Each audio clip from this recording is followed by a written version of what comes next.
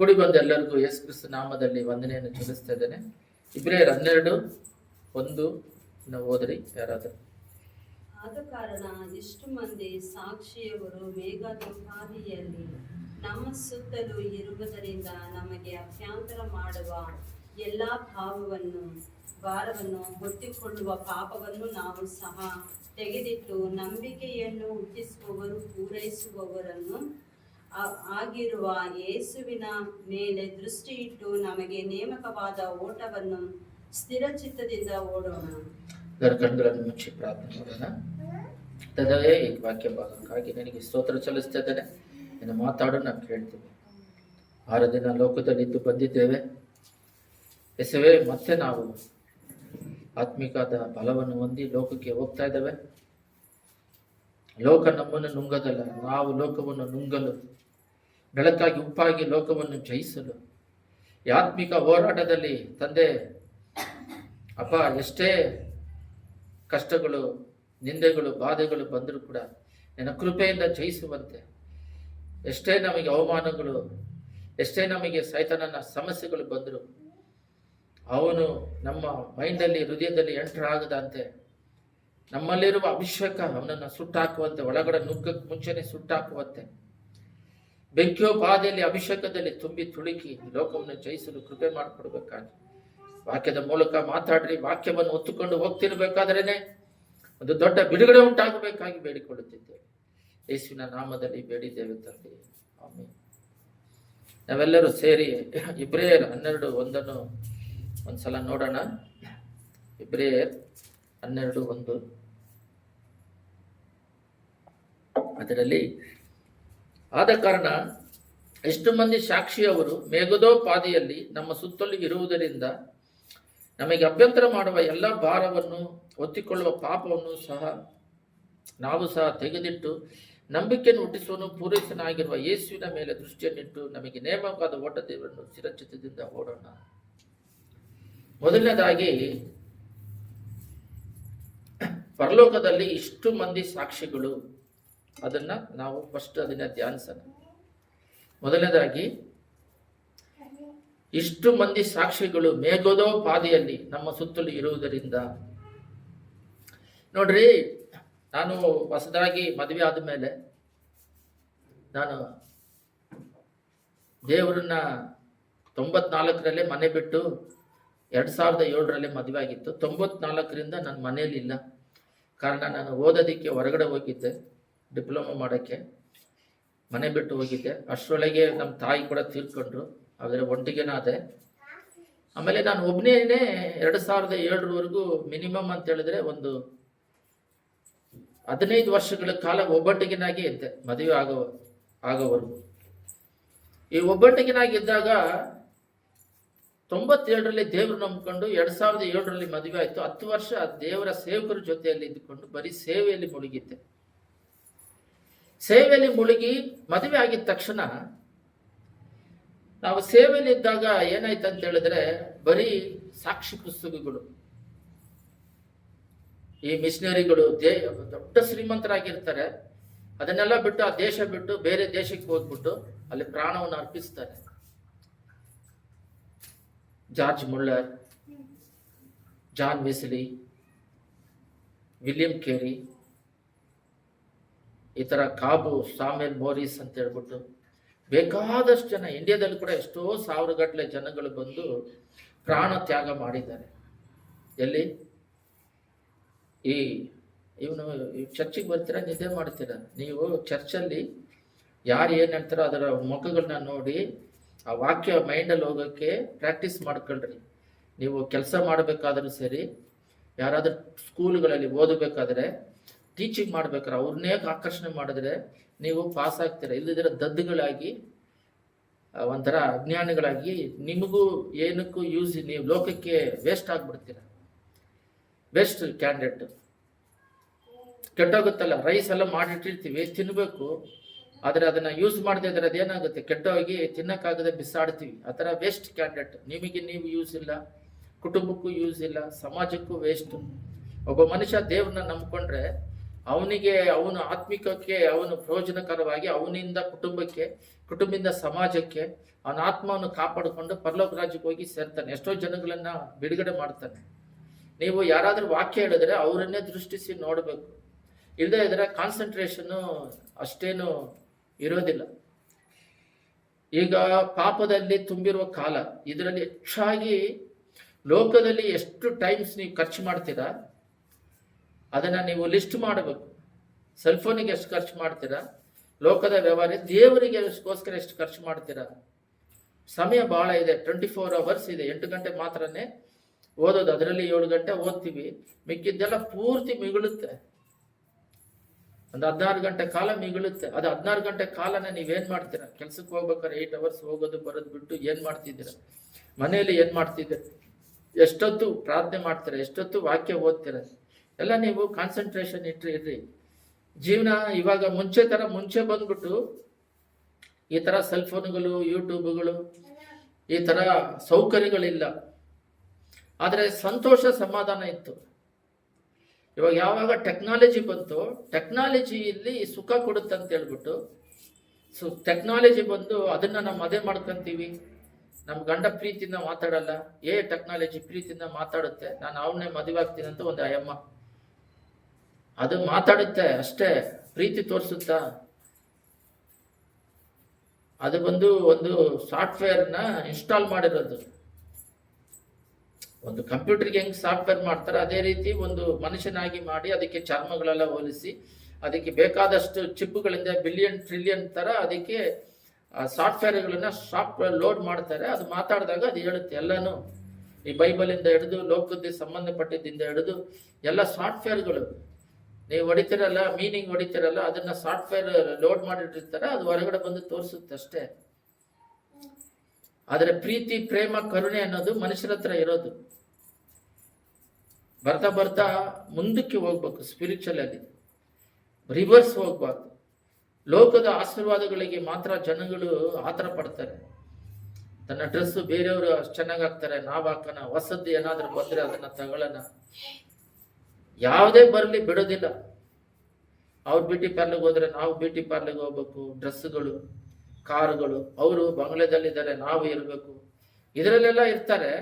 ಬೈಬಲಲ್ಲಿ ಇಷ್ಟು ಮಂದಿ ಸಾಕ್ಷಿಗಳು ಮೇಧೋಪಾದಿಯಲ್ಲಿ, ಅಂದ್ರೆ ನಮಗೆ ಮುಂಚೆ ಯೇಸು ಸ್ವಾಮಿ ಪರಲೋಕದಿಂದ ಇಳಿದು ಬಂದು ಅವರ ಅರಣ್ಮನೆಯಲ್ಲಿ ಹುಟ್ಟಿದ ಹಾಗೆ ಒಂದು ಜಾಗದಲ್ಲಿ ಹುಟ್ಟಿ, ಒಂದು ಛತ್ರದಲ್ಲಿ ಹುಟ್ಟಿ ನಮಗೋಸ್ಕರ ಸುಖಭೋಗವಾಗಿ ಜೀವಿಸೋರು, ತನ್ನ ಪ್ರಾಣವನ್ನು ಶಿಲುಬೆಯಲ್ಲಿ ತ್ಯಾಗ ಮಾಡಿ ನಮ್ಮನ್ನ ಬಿಡುಗಡೆ ಮಾಡೋದಕ್ಕೋಸ್ಕರ, ಪಾಪದಿಂದ ಶಾಪದಿಂದ ಬಿಡುಗಡೆ ಮಾಡಿ ನಮಗೆ ಸಮಾಧಾನ ಕೊಡೋದಕ್ಕೋಸ್ಕರ, ಯೋಹಾನ 14:1 26 ನಿಮ್ಮ ಹೃದಯ ಕಳವಳಕ್ಕೂ ಪಡದೆ ಭಯಪಡದೆ ಇರಲಿ, ಈ ಲೋಕ ಕೊಡುವ ಸಮಾಧಾನ ಅಲ್ಲ, ನನ್ನ ಸಮಾಧಾನವನ್ನೇ ನಿಮಗೆ ಕೊಡ್ತೀನಿ ಅಂತೇಳಿ ದೇವರು ಈ ಲೋಕದಲ್ಲಿ ಪ್ರಾಣ ಜೀವ ಕೊಟ್ಟು, ಅದೇ ಯೋಹಾನ 14 ನಿಮಗೋಸ್ಕರ ಪರಲೋಕ ರಾಜ್ಯದಲ್ಲಿ ವಾಸಸ್ಥಳ ಏರ್ಪಡಿಸಿದ್ದೇನೆ, ನಾನು ಬಂದು ನಿಮ್ಮನ್ನ ಕರ್ಕೊಂಡು ಹೋಗ್ತೀನಿ ಅಂತ ಹೇಳಿದ್ದಾರೆ.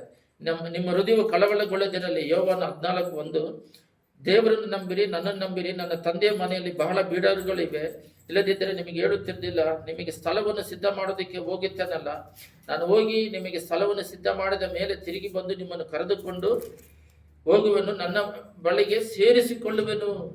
ಯಾಕಂದ್ರೆ ನಾನಿರುವ ಸ್ಥಳದಲ್ಲಿ ನೀವು ಇರಬೇಕು ಮತ್ತು ನಾನು ಹೋಗುವ ಸ್ಥಳದ ಮಾರ್ಗ ನಿಮಗೆ ತಿಳಿದಿದೆ.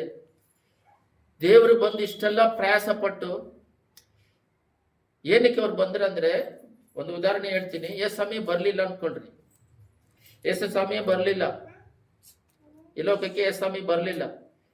ಪರಿಶುದ್ಧವಾಗಿ ಜೀವಿಸಿರಿ ಅಂದ್ರೆ ಹೆಂಗ್ ಜೀವಿಸೋದು ಗೊತ್ತಿಲ್ಲ, ನಮಗೆ ತೋರಿಸ್ಕೊಡ್ರಿ ಅಂತಾರೆ.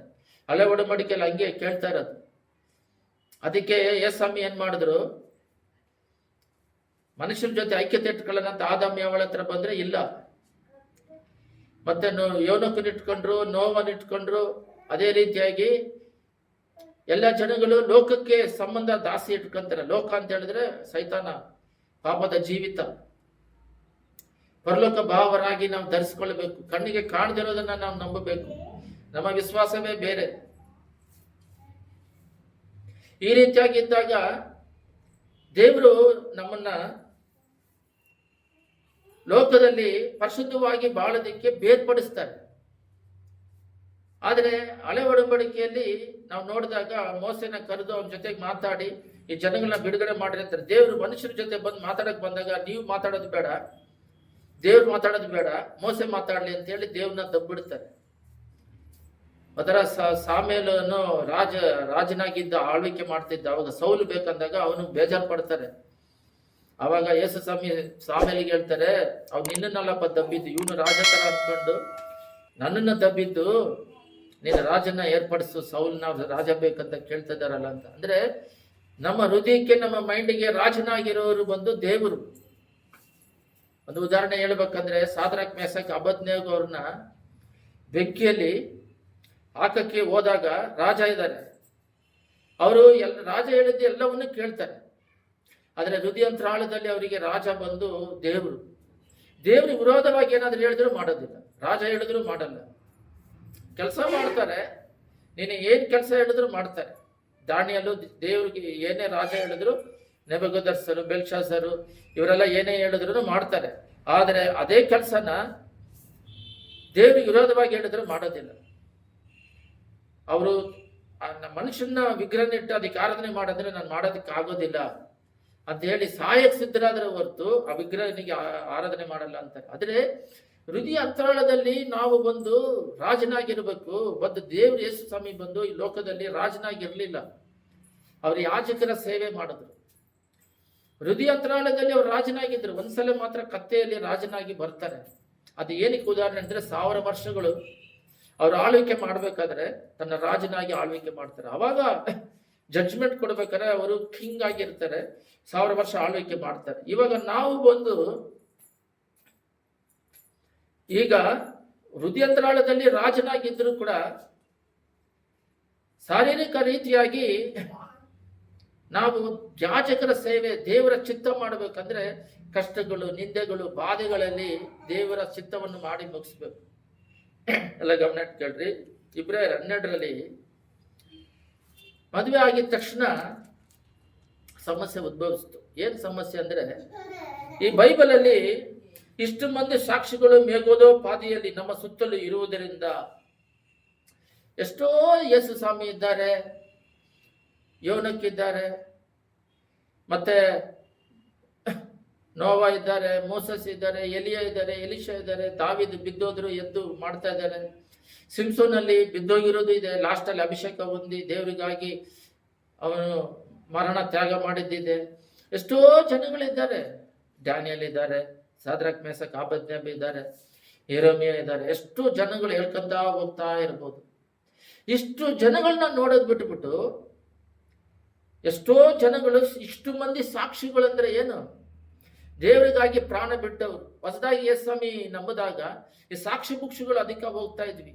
ಅವರೆಲ್ಲ ಅರಣ್ಮನೆಗಳಲ್ಲಿ ಇರೋರು ಎಲ್ಲವನ್ನು ತ್ಯಾಗ ಮಾಡಿ ಒಂದು ಭಾಷೆ ಗೊತ್ತಿದ್ದು ಊರಿಗೆ ಬಂದು, ಇಂಡಿಯಾದಲ್ಲೇ ಎಷ್ಟೋ ಜನಗಳು ತಮಿಳ್ ಭಾಷೆ ಗೊತ್ತಿದ್ರೆ ತಮಿಳ್ ಕಲಿತು ಅವರೆಲ್ಲ ಆ ಭಾಷೆನ ಕಲಿತು ಅವರಿಂದ ಹಿಂಸೆಗಳು ಅನುಭವಿಸಿ ಹೊಡೆದ್ರು ಬಡಿದ್ರು ಹೋಗಿ ಪ್ರೀತಿ ಮಾಡಿ.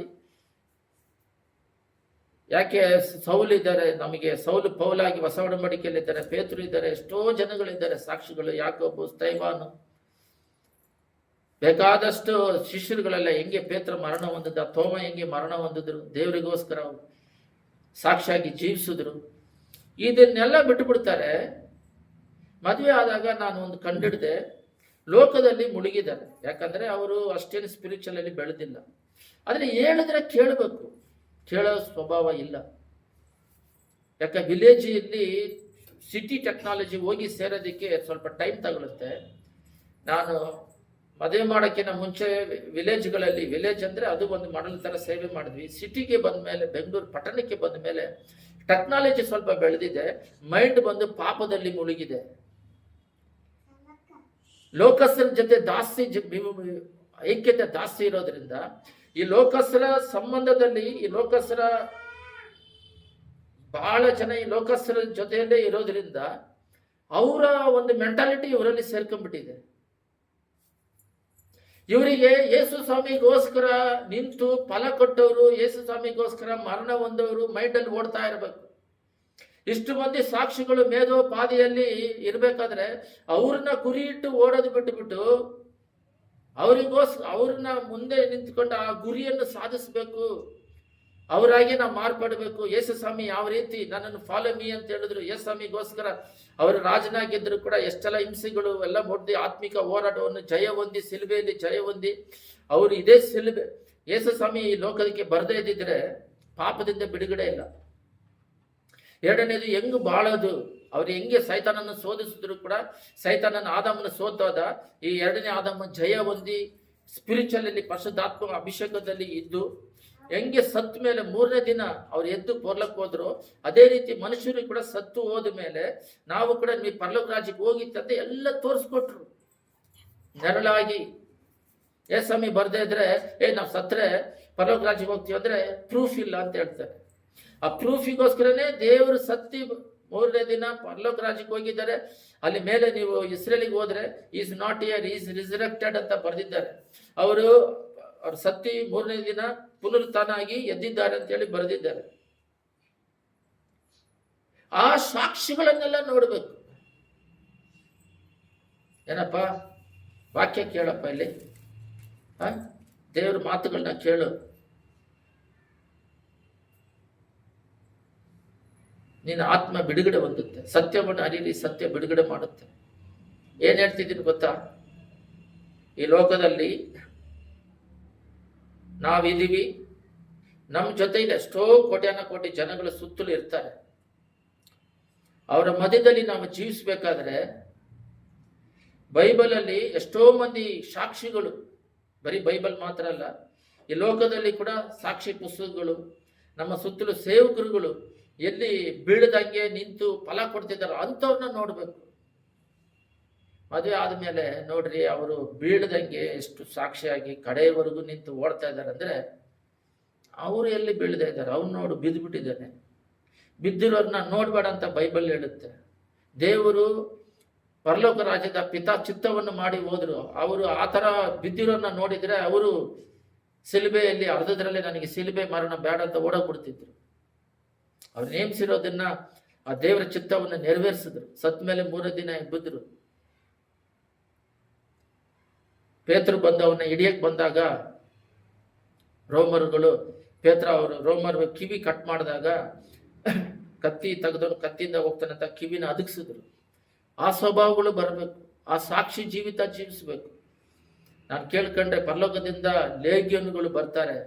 ಒಂದ್ಸಲ ಎಲಿಷನು ಹಿಡಿಯೋದಕ್ಕೆ ಒಂದು ಸೇನೆನೇ ಬಂದಿರುತ್ತೆ, ಮಿಲಿಟರಿ ಆರ್ಮಿ ಬಂದಿರುತ್ತೆ ಅರಣ್ಯದಿಂದ.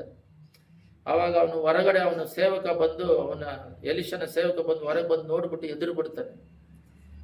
ಒಬ್ಬನ್ನ ಹಿಡಿಯೋಕ್ಕೆ ದೊಡ್ಡ ಸೇನೆ, ಒಬ್ಬನ್ನ ಹಿಡಿಯೋಕ್ಕೆ. ಅವಾಗ ಇವನು ಹೊರಗಡೆ ಬಂದು ಅವನ ಕಣ್ಣು ತೆರೆಯಲ್ಪಡಿಲಿ ಆತ್ಮಿಕ ಅಂತ ಅವ್ನ ಕಣ್ಣು ತೆಗೆದ್ರೆ ಹಾಗೆ ಗಿಜಿ ಗಿಜಿ ಗಿಜಿ ಗಿಜಿ ಅಂತ ಹೇಳಿ ದೇವದೂತರುಗಳು ಅವ್ರ ಕೈಯಲ್ಲಿರುವ ಆಯುಧಗಳನ್ನ ಇಟ್ಕೊಂಡು ನಿಂತು ಬಿಟ್ಟಿದ್ದಾರೆ. ಇವ್ರು ಇರೋದಕ್ಕಿನ ಈ ಲೋಕದಲ್ಲಿ ಮಾಂಸದಲ್ಲಿ ಇರುವ ಆಯುಧಕ್ಕಿನ ಅವರು ಇರುವ ಆಯುಧಗಳನ್ನು ಇಟ್ಕೊಂಡು ಭಯಂಕರವಾಗಿರೋದನ್ನ ನೋಡಿ, ಇವ್ರನ್ನ ನೋಡಿ ಇವ್ರಿಕಿನ ಅವರು ದೇವದೂತರು ನೋಡಿ ಎದುರು ಬಿಡ್ತಾರೆ. ಎಲಿಷ ಅವರ ಸೇವಕ ಅದು ಆತ್ಮೀಯ ಕಣ್ಣುಗಳು ತೆರೆಯಲ್ಪಟ್ಟಾಗ ಕಣ್ಣು ಕುರುಡಾಗಿಲಿ ಅಂತ ಹೇಳಿ ಕರ್ಕೊಂಡೋಗಿ ಊಟ ಕೊಟ್ಟು ಕಳಿಸ್ತಾನೆ. ಒಂದು ಸೇನೆ ಬಂದ್ರೇನೆ ಅವನ ಹತ್ರ ಏನು ಮಾಡೋಕ್ಕಾಗಿಲ್ಲ ಒಬ್ಬ ಎಲಿಷನ್ನ ಹಿಡಿಯೋದಿಕ್ಕೆ. ಅಂದ್ರೆ ಸಾಕ್ಷ್ಯೋಪಾದಿಯಲ್ಲಿ ಆ ಎಲಿಷನಾಗೆ ಜೀವಿಸಲು ಗೇಜಿ ಹಣಕ್ಕಾಗಿ ಆಸೆ ಪಟ್ಟು ಕುಷ್ಠರೋಗ ತಗೊಂಡ.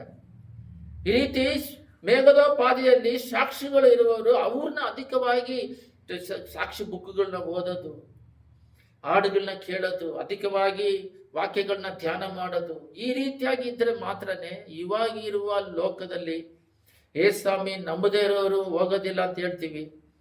ಮತ್ತೆ ಈ ಬೆಂದಗೋಸ್ನವರು CSI ಹೋಗಲ್ಲ ಅಂತಾರೆ, CSI ನವರು ಕ್ಯಾಥಲಿಕ್ ಹೋಗಲ್ಲ ಅಂತ ಹೇಳ್ತಾರೆ. ಕ್ಯಾಥಲಿಕ್ನವರು ಕೇಳಿದ್ರೆ ಅನ್ಯರುಗಳು ಸ್ವಾಮಿ ನಮ್ಮದೇ ಇರೋರು ಹೋಗಲ್ಲ ಅಂತಾರೆ. ಈ ಬೆಂದಗೋಸ್ಕಂದ್ರೆ ಅವ್ರು ಹೋಗಲ್ಲ ಇವ್ರು ಹೋಗಲ್ಲ. ಸರ್ ನೀನು ಹೋಗ್ತೀಯ ಅಂದ್ರೆ ಹಾ ಅಂತಾರೆ. ಅಂದ್ರೆ ಅವ್ರು ಯಾರು ಹೋಗ್ತಾರೋ ಯಾರು ಹೋಗೋದಿಲ್ಲ, ನಾವು ಹೋಗೋಕ್ಕೆ ಸಿದ್ಧ ಮಾಡ್ಬೇಕು. ಈಗಿರೋ ಸಿಚುವೇಶನ್ಗೆ ದೇವರ ಬರುವಿಕೆ ಸಮೀಪವಾಗಿದೆ, ನಾವಂತೂ ಬರುವಿಕೆಗೆ ಹೋಗ್ತೀವೋ ಇಲ್ಲ ಅನ್ನೋದು ಗೊತ್ತಾಗ್ತಿಲ್ಲ. ಅಷ್ಟು ಡೇಂಜರ್ ಕಂಡೀಷನ್ ಅಲ್ಲಿ ಇದೆ.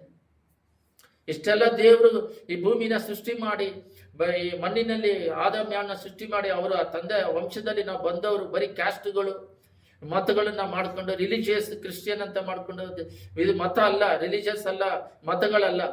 ಇದನ್ನೆಲ್ಲ ಮಾಡ್ಕೊಂಡು ಇದರಲ್ಲಿ ಒದ್ದಾಡ್ಕೊಂಡು ಇದರಲ್ಲೇ ಮುಳುಗಿದ್ದಾರೆ ಹೊರತು ದೇವರ ಐಕ್ಯತೆಯಲ್ಲಿದ್ದು ಆ ಪರಲೋಕ ರಾಜ್ಯಕ್ಕೆ ಹೋಗೋದಿಕ್ಕೆ ಯಾರು ಪ್ರಯಾಸ ಪಡ್ತಿಲ್ಲ. ಮೇಘದೋಪಾದಿಯಲ್ಲಿ ಎಷ್ಟೋ ಜನಗಳು ಸಾಕ್ಷಿಯಾಗಿದ್ದಾರೆ. ಅವ್ರನ್ನ ನೋಡಿ ಓಡ್ಬೇಕು. ನಾವು ಯಾರನ್ನ ನೋಡ್ತಾ ಇದ್ದೀವಿ ನೋಡ್ರಿ ಇಲ್ಲಿ. ಆದ ಕಾರಣ ಇಷ್ಟು ಮಂದಿ ಸಾಕ್ಷಿಯವರು ಮೇಘದೋಪಾದಿಯಲ್ಲಿ ನಮ್ಮ ಸುತ್ತಲೂ ಇರುವುದರಿಂದ ನೀವು ಯಾರು ನೋಡ್ತಿದ್ದೀರಾ? ಒಂದ್ಸಲ ಹೊಸದಾಗಿ ಮದುವೆ ಆಯ್ತು, ಏನ್ ಅನ್ಕೋಬೇಡ್ರಿ. ನಮ್ಮ ಹೆಂಡತಿ ಏನಾದ್ರೂ ಹೇಳಿದ್ರೆ ನಾನು ಹೇಳ್ತಿದ್ದೆ, ನನಗೆ ಬುದ್ಧಿ ಹೇಳೋದಿಕ್ಕೆ ಅಲ್ಲಿ ಏಸನ್ನ ಇದೆ. ಯಾಕಂದ್ರೆ ಅವ್ರ ಕ್ಯಾಸೆಟ್ಗಳು ಅವ್ರ ವಾಕ್ಯಗಳೆಲ್ಲ ಕೇಳ್ತಾ ಇದ್ದೆ. ಅವ್ರ ಮೋನ್ಸೆಲಾಸಸ್ಗಳು ಸೇವಕರಿದ್ದಾರೆ ಅಂತ. ಅಂದ್ರೆ ನಮಗೆ ಪರಿಶುದ್ಧಾತ್ಮ ಹೇಳ್ಕೊಡ್ತಾರೆ, ವಾಕ್ಯ ಹೇಳ್ಕೊಡುತ್ತೆ. ಪ್ರಾರ್ಥನೆ ಮಾಡಿದಾಗ ದೇವರು ನಡೆಸುವಿಕೆ ಹೇಳ್ಕೊಡ್ತಾ ಇರ್ತಾರೆ. ಯಾಕಂದ್ರೆ ಆ ಆಲೋಚನೆ ಕರ್ತನು ಯೇಸು ಪ್ರಭು ಈ ಪರಿಶುದ್ಧ ವೇದ ಬೈಬಲ್ ಅನ್ನು ಪರಿಶುದ್ಧಾತ್ಮದಿಂದ ಬರೆದಿರೋದು, ಅವ್ರ ಹೃದಯದಲ್ಲಿ ಪ್ರೇರೇಪಣೆ ಮಾಡಿ ಬರೆದಿರೋದು, ಹೋಲಿ ಸ್ಪಿರಿಟ್ ಬರೆದಿರೋದು. ಅದೇ ರೀತಿ ಇದನ್ನ ನಾವು ಓದಿದಾಗ ಮತ್ತೆ ನಮಗೆ ಬೇಕಾಗಿರೋ ಅವಶ್ಯಕತೆಗಳು ಏನ್ ಮಾಡ್ತೀವಿ, ಏನ್ ಯೋಚನೆ ಮಾಡ್ತೀವಿ ಅನ್ನೋದನ್ನ ಹೋಲಿ ಸ್ಪಿರಿಟ್ ನಮಗೆ ಹೇಳ್ಕೊಟ್ಟು ಮಾದರಿಯಾಗಿ ಇಟ್ಟು ಹೋಗಿದ್ದಾರೆ. ಎಷ್ಟೋ ಜನ ಮಾದರಿ. ಇವಾಗ ಒಂದು ಉದಾಹರಣೆ ತಗೊಂಡ್ರೆ ಏಸನ್ನ ಅಂತಿದ್ರು. ಅವ್ರು ನೋಡಿದ್ರೆ ಅವ್ರ ಜೀವಿತ ಕಾಲ ತಗೊಂಡ್ರೆ 0. 6 ವಯಸ್ಸಲ್ಲಿ 6ನೇ ಕ್ಲಾಸು 3 ಸಲ ಫೇಲ್. ಆ ಕಾಲದಲ್ಲಿ 6ನೇ ಕ್ಲಾಸ್ ಫೇಲ್ ಆದವ್ರು ಯಾರಾದ್ರೂ ಇದ್ದಾರ?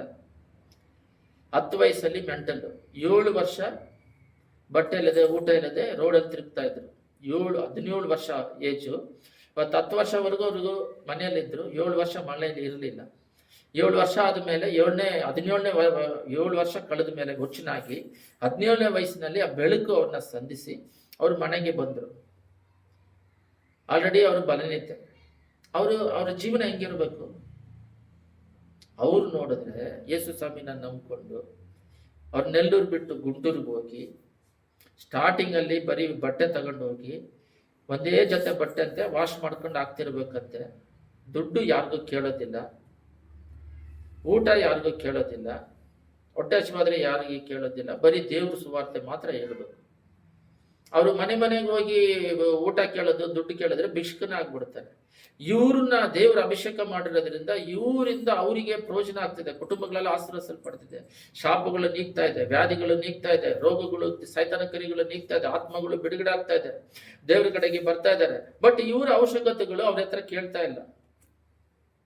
ಕೇಳ್ರಿ, ಬಹಳ ಚೆನ್ನಾಗಿ ಕೇಳ್ರಿ. ಒಂದು ಸಾಕ್ಷಿ ಕೇಳಿದೆ ಅವ್ರದ್ದು. ಒಂದ್ಸಲ ಸೆಕೆಂಡ್ ಹ್ಯಾಂಡ್ ಬಟ್ಟೆ ಮಾರ್ತಾ ಇದ್ರೆ ಹೋಗಿ ತಗೊಂಡು ಅದನ್ನ ಬಿಸಿಲು ಅವಾಗೆಲ್ಲ ಬೆಂಕಿ ತಾನೆ, ಅದರಲ್ಲಿ ಹಾಕಿ ಬಿಸಿನೀರು ಬಿಟ್ಟು ಅದರಲ್ಲಿ 2-3 ಸಲ ಅದನ್ನ ಬಿಸಿನೀರಲ್ಲಿ ಒಳ್ಳೆ ತೊಳೆದು ಅದನ್ನ ಹಾಕೊಂಡು ಸೇವೆ ಮಾಡಿದ್ರಂತೆ. ಯಾಕೆ ಅದನ್ನ ಹೇಳ್ತಿದ್ದೀನಿ ಅಂದ್ರೆ, ಅವ್ರು ಪ್ರಾರಂಭದಲ್ಲಿ ಮಾಡ್ಬೇಕಾದ್ರೆ ಊಟ ಇಲ್ಲ, ಪ್ರಾರಂಭದಲ್ಲಿ ಮಾಡ್ಬೇಕಾದ್ರೆ ಸರಿಯಾದ ಬಟ್ಟೆಗಳಿಲ್ಲ, ಪ್ರಾರಂಭದಲ್ಲಿ ಮಾಡ್ಬೇಕಾದ್ರೆ ಚಪ್ಪಲಿ ಇಲ್ಲ, ಚಪ್ಪಲಿ ಇಲ್ಲದೆ ಮಾಡಿದ್ದಾರೆ. ಆಮೇಲೆ ಒಂದು ಚಪ್ಪಲಿ ಕೊಟ್ಟಿದ್ದಾರೆ. ಸೈಕಲ್ ಇಲ್ಲದೆ ಮಾಡಿದ್ದಾರೆ, ಸೈಕಲ್ ಕೊಟ್ಟಿದ್ದಾರೆ. ಅದಕ್ಕೂ ಬಹಳ ಕಷ್ಟಪಟ್ಟಿದ್ದಾರೆ. ಸೈಕಲ್ ಆದ್ಮೇಲೆ ಸೈಕಲಲ್ಲಿ ತುಳಿದು ಮೋಕಾಲು ನೋವುತ್ತಾ ಸ್ಕೂಟರ್ ಕೊಟ್ಟಿದ್ದಾರೆ. ಸ್ಕೂಟರ್ ಕಿಕ್ ಹೊಡಿಯಕ್ಕಾಗದಂಗೆ ಯಾರ ಸ್ನೇಹಿತರಿಗೆ ಹತ್ರ ಕೇಳಿ ಮಾಡಿದ್ದಾರೆ. ಈಗ ಮಾಡಿ ಆ ಥರ ಮಾಡಿ ಸೇವೆಯನ್ನ ಬಲಪಡಿಸಿದ್ರು. ಆದರೆ ಸೇವೆ ಒಂದು ಸ್ಥಿತಿಗೆ ಬಂದ ಮೇಲೆ ಅವರು ಮರಣ ಹೊಂದ್ಬಿಟ್ರು. ಇನ್ನು ಹೇಳ್ಬೇಕಂದ್ರೆ ಅವ್ರು ಇರುವ ರೂಮಲ್ಲಿ ಪ್ಲಾಸ್ಟಿಂಗ್ ಮಾಡಲಿಲ್ಲಂತೆ. ಈ ಥರ ನಾವು ಪ್ಲಾಸ್ಟಿಂಗ್ ಮಾಡಲಿಲ್ಲಂತೆ. ಆಮೇಲೆ ದುಡ್ಡು ಬಂದ ಮೇಲೆ ಅವ್ರ ತಂಗಿ ಮೇರಕ್ಕ ಬಂದು ಇದನ್ನ ಪ್ಲಾಸ್ಟಿಂಗ್ ಮಾಡ್ಕೊಳ್ರಿ, ಚರ್ಚೆಲ್ಲ ಕಟ್ಟಾಯ್ತಲ್ಲ ಅಂದ್ರೆ, ನಾನು ದುಡ್ಡು ಪ್ಲಾಸ್ಟಿಂಗ್ ಮಾಡಬೇಕು ಅನ್ಬೇಕಾದ್ರೆ ಇದು ನನಗೆ ದುಡ್ಡು ಸಿಕ್ಕಿಲ್ಲ, ಇವಾಗ ದುಡ್ಡು ಇರ್ಬೇಕಾದ್ರೆ ಏನಕ್ಕೆ ಮಾಡೋದು, ಹಂಗೆ ಇರ್ತೀನಿ ಅಂತೇಳಿ ಅದೇ ರೀತಿ ಇದ್ದು ಅದೇ ರೀತಿ ಪ್ರಾಣ ಬಿಟ್ಟಿದ್ದಾರೆ. ಇವಾಗ ಇದಕ್ಕೆ ಏನಕ್ಕೆ ಹೇಳ್ತೀನಿ ಅಂದ್ರೆ, ಅಂತ ಸಾಕ್ಷಿಗಳು ನಮ್ಮ ಹೃದಯದಲ್ಲಿ ಇದೆಯಾ? ಅವ್ರು ಬಿಟ್ಟು ಹೋಗ್ಬೇಕಾದ್ರೆ ಕಷ್ಟದಿಂದ ಹೋದ್ರು. ಇವಾಗ ಇರೋರು ಅದೇ ಸೇವಕರುಗಳು ಹೇಳ್ತಾರೆ ಬಿಟ್ಟು ಹೋಗಿದ್ದನ್ನ, ಇವಾಗ ನಮಗೆ ಕಾರುಗಳಿದೆ, ಇವಾಗ ಎಲ್ಲರಿಗೂ ಕಾರುಗಳು ಸಿಕ್ಕಿದೆ, ಸೌಕರ್ಯಗಳಿದೆ, ಒಳ್ಳೆ ಊಟಗಳಿದೆ, ಒಳ್ಳೆ ಬಟ್ಟೆಗಳಿದೆ. ಬಟ್ ಇದಕ್ಕೆ ಮೂಲ ಕಾರಣ ಆದವರು ಯೇಸನ್ನ, ಅವರಿಂದ ಇವರು ಒಳ್ಳೆ ಆತ್ಮಗಳು ಕೂಡ ಅವರು ಬೆಳೆಸಿ ಹೋದ್ರು, ಇನ್ನು ಆತ್ಮಗಳು ಇವರು ಮಾಡ್ತಾ ಇದ್ದಾರೆ. ಆದರೆ ಪ್ರಾರಂಭ ದಿನದಲ್ಲಿ ಅವರು ಅಷ್ಟ ಕಷ್ಟಪಟ್ಟು ಬಿತ್ತಿದ ಬೀಜ ಇವಾಗ ಇವರು ಇನ್ನೂ ಅಧಿಕವಾಗಿ ಕೊಯ್ತಾ ಇದ್ದಾರೆ. ಅವ್ರೇನ್ ಮಾಡಿದ್ರು ಅಂದ್ರೆ, ಅವರು ಎಲ್ಲ ಸೇವಕರುಗಳು ಮಾಡೋ ತಪ್ಪೇನಂತ ಹೇಳಿದ್ರೆ, ಒಂದು ಸಭೆ ಇಟ್ಕೊಂತಾರೆ, ಆ ಸಭೆಯಲ್ಲಿ ಅವ್ರು ಇರೋವರೆಗೂ ಸೇವೆ ಮಾಡ್ತಾರೆ, ಹೋಗ್ತಾರೆ. ಸೆಕೆಂಡ್ ಜನರೇಷನ್ ಸೃಷ್ಟಿ ಮಾಡೋದಿಲ್ಲ. ಯೇಸು ಸ್ವಾಮಿ ಹೋಗ್ತೀನಿ ಅಂತ ಗೊತ್ತಾಗಿ 12 ಜನನ ಸೃಷ್ಟಿ ಮಾಡಿ ಇಟ್ಬಿಟ್ಟು ಹೋದ್ರು, ಜೊತೆಗೆ 12 ಜನನ್ನ. ಅವ್ರು ಅದೇ ರೀತಿಯಲ್ಲಿ ಎಲ್ಲ ಕಡೆನೂ ಸಂಘಗಳನ್ನ ಸ್ಥಾಪಿಸೋದಿಕ್ಕೆ ಅವರು ಅಷ್ಟೆಂಟು ಶಿಷ್ಯರುಗಳನ್ನ ತಯಾರು ಮಾಡಿ, ಮದುವೆ ಮಾಡ್ಕೊಳ್ದಂಗೆ, ಹೆಂಡತಿ ಮಕ್ಕಳು ಇಲ್ದಂಗೆ ಅವರೇ ಸೇವೆಗೆ ಬಂದವರೇ, ಅವರು ಮದುವೆ ಮಾಡ್ಕೊಳ್ದೆ ಅವರು ತ್ಯಾಗದಲ್ಲಿ ಬಂದವ್ರನ್ನ ಸೇವೆ ಒಪ್ಪಿಸಿಕೊಟ್ಟು ಅವ್ರು ಹೋದ್ರು. ಇವಾಗ ಡಬಲ್ ಟು ಡಬಲ್ ಆಗಿ ಬೆಳೆದಿದೆ. ಇದನ್ನ ಯಾಕೆ ನೋಡ್ತಾ ಇಲ್ಲ? ಇಷ್ಟು ಮಂದಿ ಸಾಕ್ಷಿಗಳು ಮೇದೋದ ಪಾದಿಯಲ್ಲಿ ಇದ್ದಾರಲ್ಲ, ಇವರು ಯಾವ ರೀತಿ ಆತ್ಮಿಕದಲ್ಲಿ ಇದ್ದು ಫಲ ಕೊಟ್ಟು ಹೋದ್ರು. ಅವರು ಜೀವಿತ ನೋಡಿದ್ರೆ ಮೆಂಟಲ್, 7 ವರ್ಷ ಎಜುಕೇಶನ್ ಇಲ್ಲ, ತಮಿಳಲ್ಲಿ ಮೆಸೇಜ್, ಇಂಗ್ಲಿಷಲ್ಲಿ ಮೆಸೇಜ್, ತೆಲುಗಲ್ಲಿ ಸ್ಪಷ್ಟವಾಗಿ ಮಾತಾಡ್ತಾರೆ. ಹೆಂಗೆ ಬಂತು ಇವೆಲ್ಲ? ಬೈಬಲ್ ಸ್ಟಡಿಗೆ ಹೋದ್ರೆ 10ನೇ ಕ್ಲಾಸ್ ಪಾಸ್ ಆಗಿರ್ಬೇಕಂದ್ರೆ ಇವರು 6ನೇ ಕ್ಲಾಸ್ 3 ಸಲ ಫೇಲ್. ಪರಿಶುದ್ಧಾತ್ಮ ಮೋಕಾಲಲ್ಲಿ, ಪ್ರಾರ್ಥನೆಗಳಲ್ಲಿ, ಅಭಿಷೇಕದಲ್ಲಿ ಸೇವೆ ಮಾಡಿದ್ರು. ಈಗಿನ ಕಾಲದಲ್ಲಿ ಟೆಕ್ನಾಲಜಿ ಆರಾಧನೆ ಮಾಡಬೇಕಾದ್ರೆ ಮ್ಯೂಸಿಕ್, ಆ ಕಾಲದಲ್ಲಿ ಹಾಡು ಹೇಳಿದ್ರೆ ಹೃದಯಗಳನ್ನ ಮುಟ್ಟಿ ರಕ್ಷಣೆ ಹೊಂದುತ್ತಾ ಇದ್ರು ಎಷ್ಟೋ ಜನಗಳು. ಇವಾಗ ಕೂಡ ಆರುಣ್ ಬಾಳನ್ ಅಂತವ್ರು ಹೇಳೋರು, ಯಾರೋ ಬೆರ್ಕಮೆನ್ಸ್ ಹಾಡು ಕೇಳಿ ನಾನು ರಕ್ಷಣೆ ಹೊಂದಿದ್ದೆ, ಹಾಡು ಕೇಳಿ ಅಂತ ಹೇಳ್ತಾರೆ. ಇವಾಗ ಯಾರು ಹಾಡು ಕೇಳಿ ರಕ್ಷಣೆ ಹೊಂದುತ್ತಿದ್ದಾರೆ? ಯಾಕಂದ್ರೆ ಹಾಡು ಒಂದು ಸ್ಲೋ ಮೂವ್ಮೆಂಟ್ ಅಲ್ಲಿ ಇದೆ, ಮ್ಯೂಸಿಕ್ ಲೈಟ್ಗಳು ಸೆಟ್ಟಿಂಗು ಭಯಂಕರವಾಗಿದೆ. ಎಲ್ಲಿ ರಕ್ಷಣೆ ಹೊಂದುತ್ತಾರೆ? ಹೃದಯದಲ್ಲಿ ಹೋಗಿ ಎಲ್ಲಿ ಮುಟ್ಟುತ್ತೆ? ಇಷ್ಟು ಮಂದಿ ಸಾಕ್ಷಿಗಳು ಮೇಘದ ಪಾದಿಯಲ್ಲಿ ನಮ್ಮ ಸುತ್ತಲೂ ಇರುವುದರಿಂದ ಅವ್ರನ್ನ ನೋಡೋದು ಬಿಟ್ಟು ಯಾಕೆ ನೀವು ಸಾಕ್ಷಿ ಬುಕ್ಗಳು ಓದೋದಿಲ್ಲ? ಮಿಷನರಿ ಬುಕ್ಗಳು ಯಾಕೆ ಓದೋದಿಲ್ಲ? ಅವ್ರ ಕಥೆಗಳೆಲ್ಲ ಯಾಕೆ ಕೇಳೋದಿಲ್ಲ? ಲೋಕದಲ್ಲೆಲ್ಲ ಒಂದು ಜೋಕ್ ಯಾವನೋ ಸ್ಕಿಡ್ ಆಗ್ತಾನೆ, ಬೀಳ್ತಾನೆ, ಅದನ್ನ ನೋಡ್ಕೊಂಡು ಯಾಕೆ ಜೀವನ ಹಾಳು ಮಾಡ್ಕೊತಾ ಇದ್ದೀರಾ? ಲೋಕ ಅಂದಮೇಲೆ ಯಾರೋ ಒಂದು ಹುಡುಗಿ ಸ್ಯಾರಿ ಕಟ್ಕೊಂಡು ಎಲ್ಲ ಸ್ಟೈಲಿಗೆ ಹೋಗ್ತಾ ಇರ್ತೈತೆ, ಸಡನ್ ಆಗಿ ಜಾರಿ ಬೀಳುತ್ತೆ, ಅದನ್ನ ನೋಡ್ಕೊಂಡು ನಗ್ತಾ ಇರೋದು. ಒಂದು ಹೇಳ್ತೀನಿ ನೋಡ್ರಿ, ಈ ಲೋಕದಲ್ಲಿ ಸೂಪರ್ ಸ್ಟಾರ್ಗಳಿದ್ದಾರೆ. ಅಂದ್ರೆ ಉದಾಹರಣೆಗೆ ಸೂಪರ್ ಸ್ಟಾರ್ ಅಂದೆ, ಕ್ರಿಕೆಟ್ ಆಡೋರಿಂದ ಹೋಗೋರಿದ್ದಾರೆ, ಫ್ಯಾನ್ಗಳು, ಫಿಲಮ್ ಆಕ್ಟರ್ ಹೋಗೋರಿದ್ದಾರೆ, ಪೊಲಿಟಿಕಲ್ ಇಂದ ಹೋಗೋರಿದ್ದಾರೆ, ಎಷ್ಟೋ ಸ್ಪೋರ್ಟ್ಸ್ಗೆ ಫುಟ್ಬಾಲ್ಗಳು, ಬ್ಯಾಡ್ಮಿಂಟನ್ಗಳು, ಅವ್ರನ್ನ ಬೆಂಬಡಿಸೋರು ಬಹಳ ಜನ ಇದ್ದಾರೆ ಅವ್ರ ಲೋಕದಲ್ಲಿ. ಆದರೆ ಪರಲೋಕ ರಾಜ್ಯದಲ್ಲಿ ಸೂಪರ್ ಸ್ಟಾರ್ಗಳು ಯಾರಂದ್ರೆ, ಈ ಲೋಕದಲ್ಲಿ ಕಣ್ಣಿಗೆ ಕಾಣದಾಗೆ ಮರೆಯಾಗಿ ದೇವರ ಐಕ್ಯತೆಯಲ್ಲಿ ಭಕ್ತಿಯಲ್ಲಿರೋರು ಮಾತ್ರನೇ ಪರಲೋಕ ರಾಜ್ಯದಲ್ಲಿ ಕಾಣಿಸ್ಕೊಳ್ಳೋದು. ಅಲ್ಲಿ ದೇವರ ಜೊತೆಯಲ್ಲಿ ಆರಾಧನೆ ಮಾಡೋರು 1000 ವರ್ಷ ಲೋಕದಲ್ಲಿ ದೇವರು ಆಳ್ವಿಕೆ ಮಾಡ್ತಾರೆ, ಅವ್ರ ಜೊತೆಯಲ್ಲಿ ಇರೋರು. ಮತ್ತೆ ಪರಲೋಕ ರಾಜ್ಯದಲ್ಲಿ ಯಾವಾಗಲೂ ಸುತ್ತಿಸ್ಕೊಂಡು ಜೊತೆಗಿರೋರು ಬಂದ್ಬಿಟ್ಟು ದೇವರನ್ನ ಬೆಂಬಡಿಸೋರು, ದೇವರನ್ನ ಮೊದಲನೇ ಸ್ಥಾನ ಕೊಡೋರು. ನಾವು ಕೂಡ ಸಿನಿಮಾ ನೋಡಿದ್ವಿ. ಒಂದ್ಸಲ ಕಾಯಿಲೆ ಬಂದಾಗ ಯಾವ ಸಿನಿಮಾ ಆಕ್ಟರ್ ಬಂದು ನನ್ನ ಚೆನ್ನಾಗಿದೆ ಅಂತ ಕೇಳಿಲ್ಲ. ಅವರು ಫ್ಯಾಮಿಲಿ ರನ್ ಮಾಡೋಕ್ಕೆ ಫಿಲಮ್ ಆಕ್ಟ್ ಮಾಡ್ತಾರೆ, ಅವರು ಫ್ಯಾಮಿಲಿ ರನ್ ಮಾಡೋಕ್ಕೆ ಕ್ರಿಕೆಟ್ ಆಡ್ತಾರೆ, ಅವ್ರ ಕುಟುಂಬಗಳನ್ನ ಪೋಷಣೆ ಮಾಡೋದಕ್ಕೆ ಪೊಲಿಟಿಕಲಿಗೆ ಬಂದಿದ್ದಾರೆ. ಸಮಾಜಕ್ಕೆ ಮಾಡೋರು ಎಲ್ಲ ಕಮ್ಮಿ ಆಗ್ತಾ ಹೋಗ್ತಾ ಇದ್ದಾರೆ. Government work is people's work ಅಂತ ಹೇಳ್ತಾ ಇದ್ರು. ಗೌರ್ಮೆಂಟ್ ಅಂದ್ರೆ ಪ್ರಜೆಗಳಿಗೆ ಸೇವೆ ಮಾಡೋದು. ಇವಾಗ ಎಲ್ಲಿ ಮಾಡ್ತಾ ಇದ್ದಾರೆ? ಅವ್ರವ್ರ ಹೊಟ್ಟೆ ಪಾಡು ತುಂಬಿಸ್ಕೊಂತಾರೆ.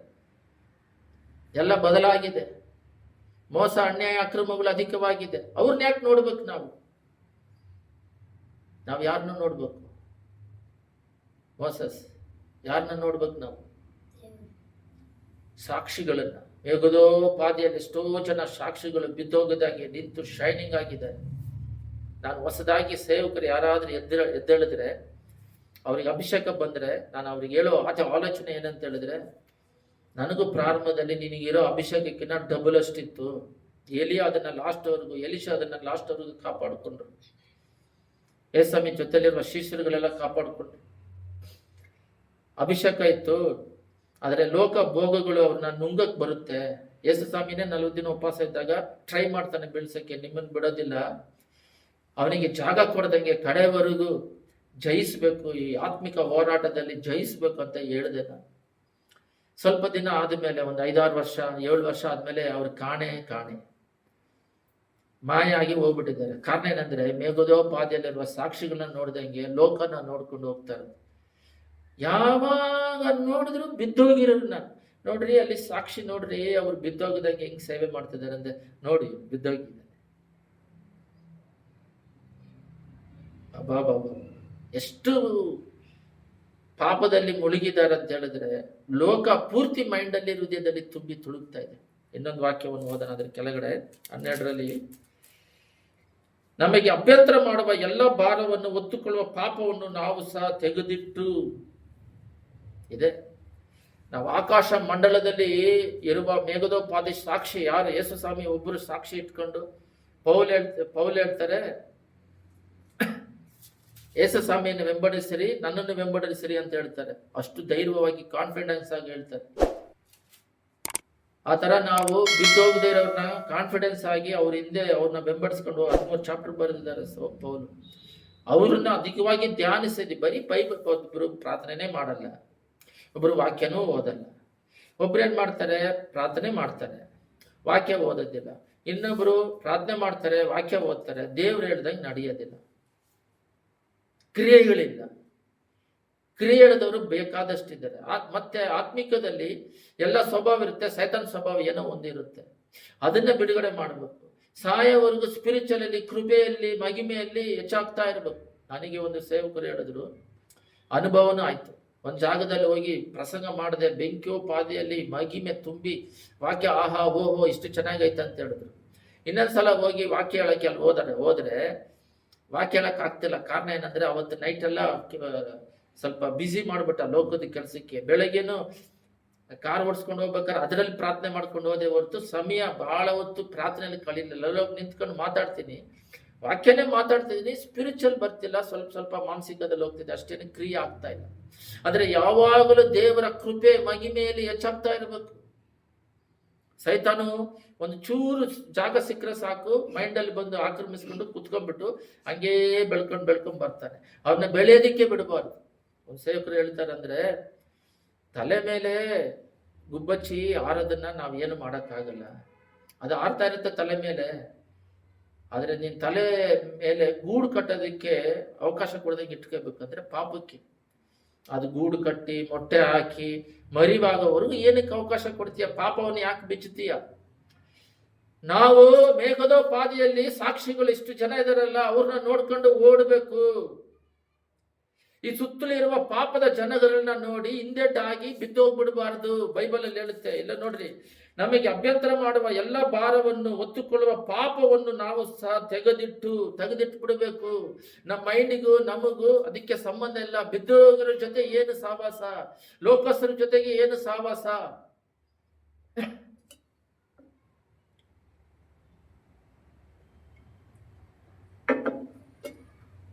ಒಂದ್ಸಲ ಬೆಳಗಿನ ಜಾವದಲ್ಲಿ ವಾಯ್ಸ್ ಮೆಸೇಜ್ ಕೊಡ್ಬೇಕಾದ್ರೆ ದೇವ್ರು ಪ್ರೇರೇಪಿಸಿದ್ರು.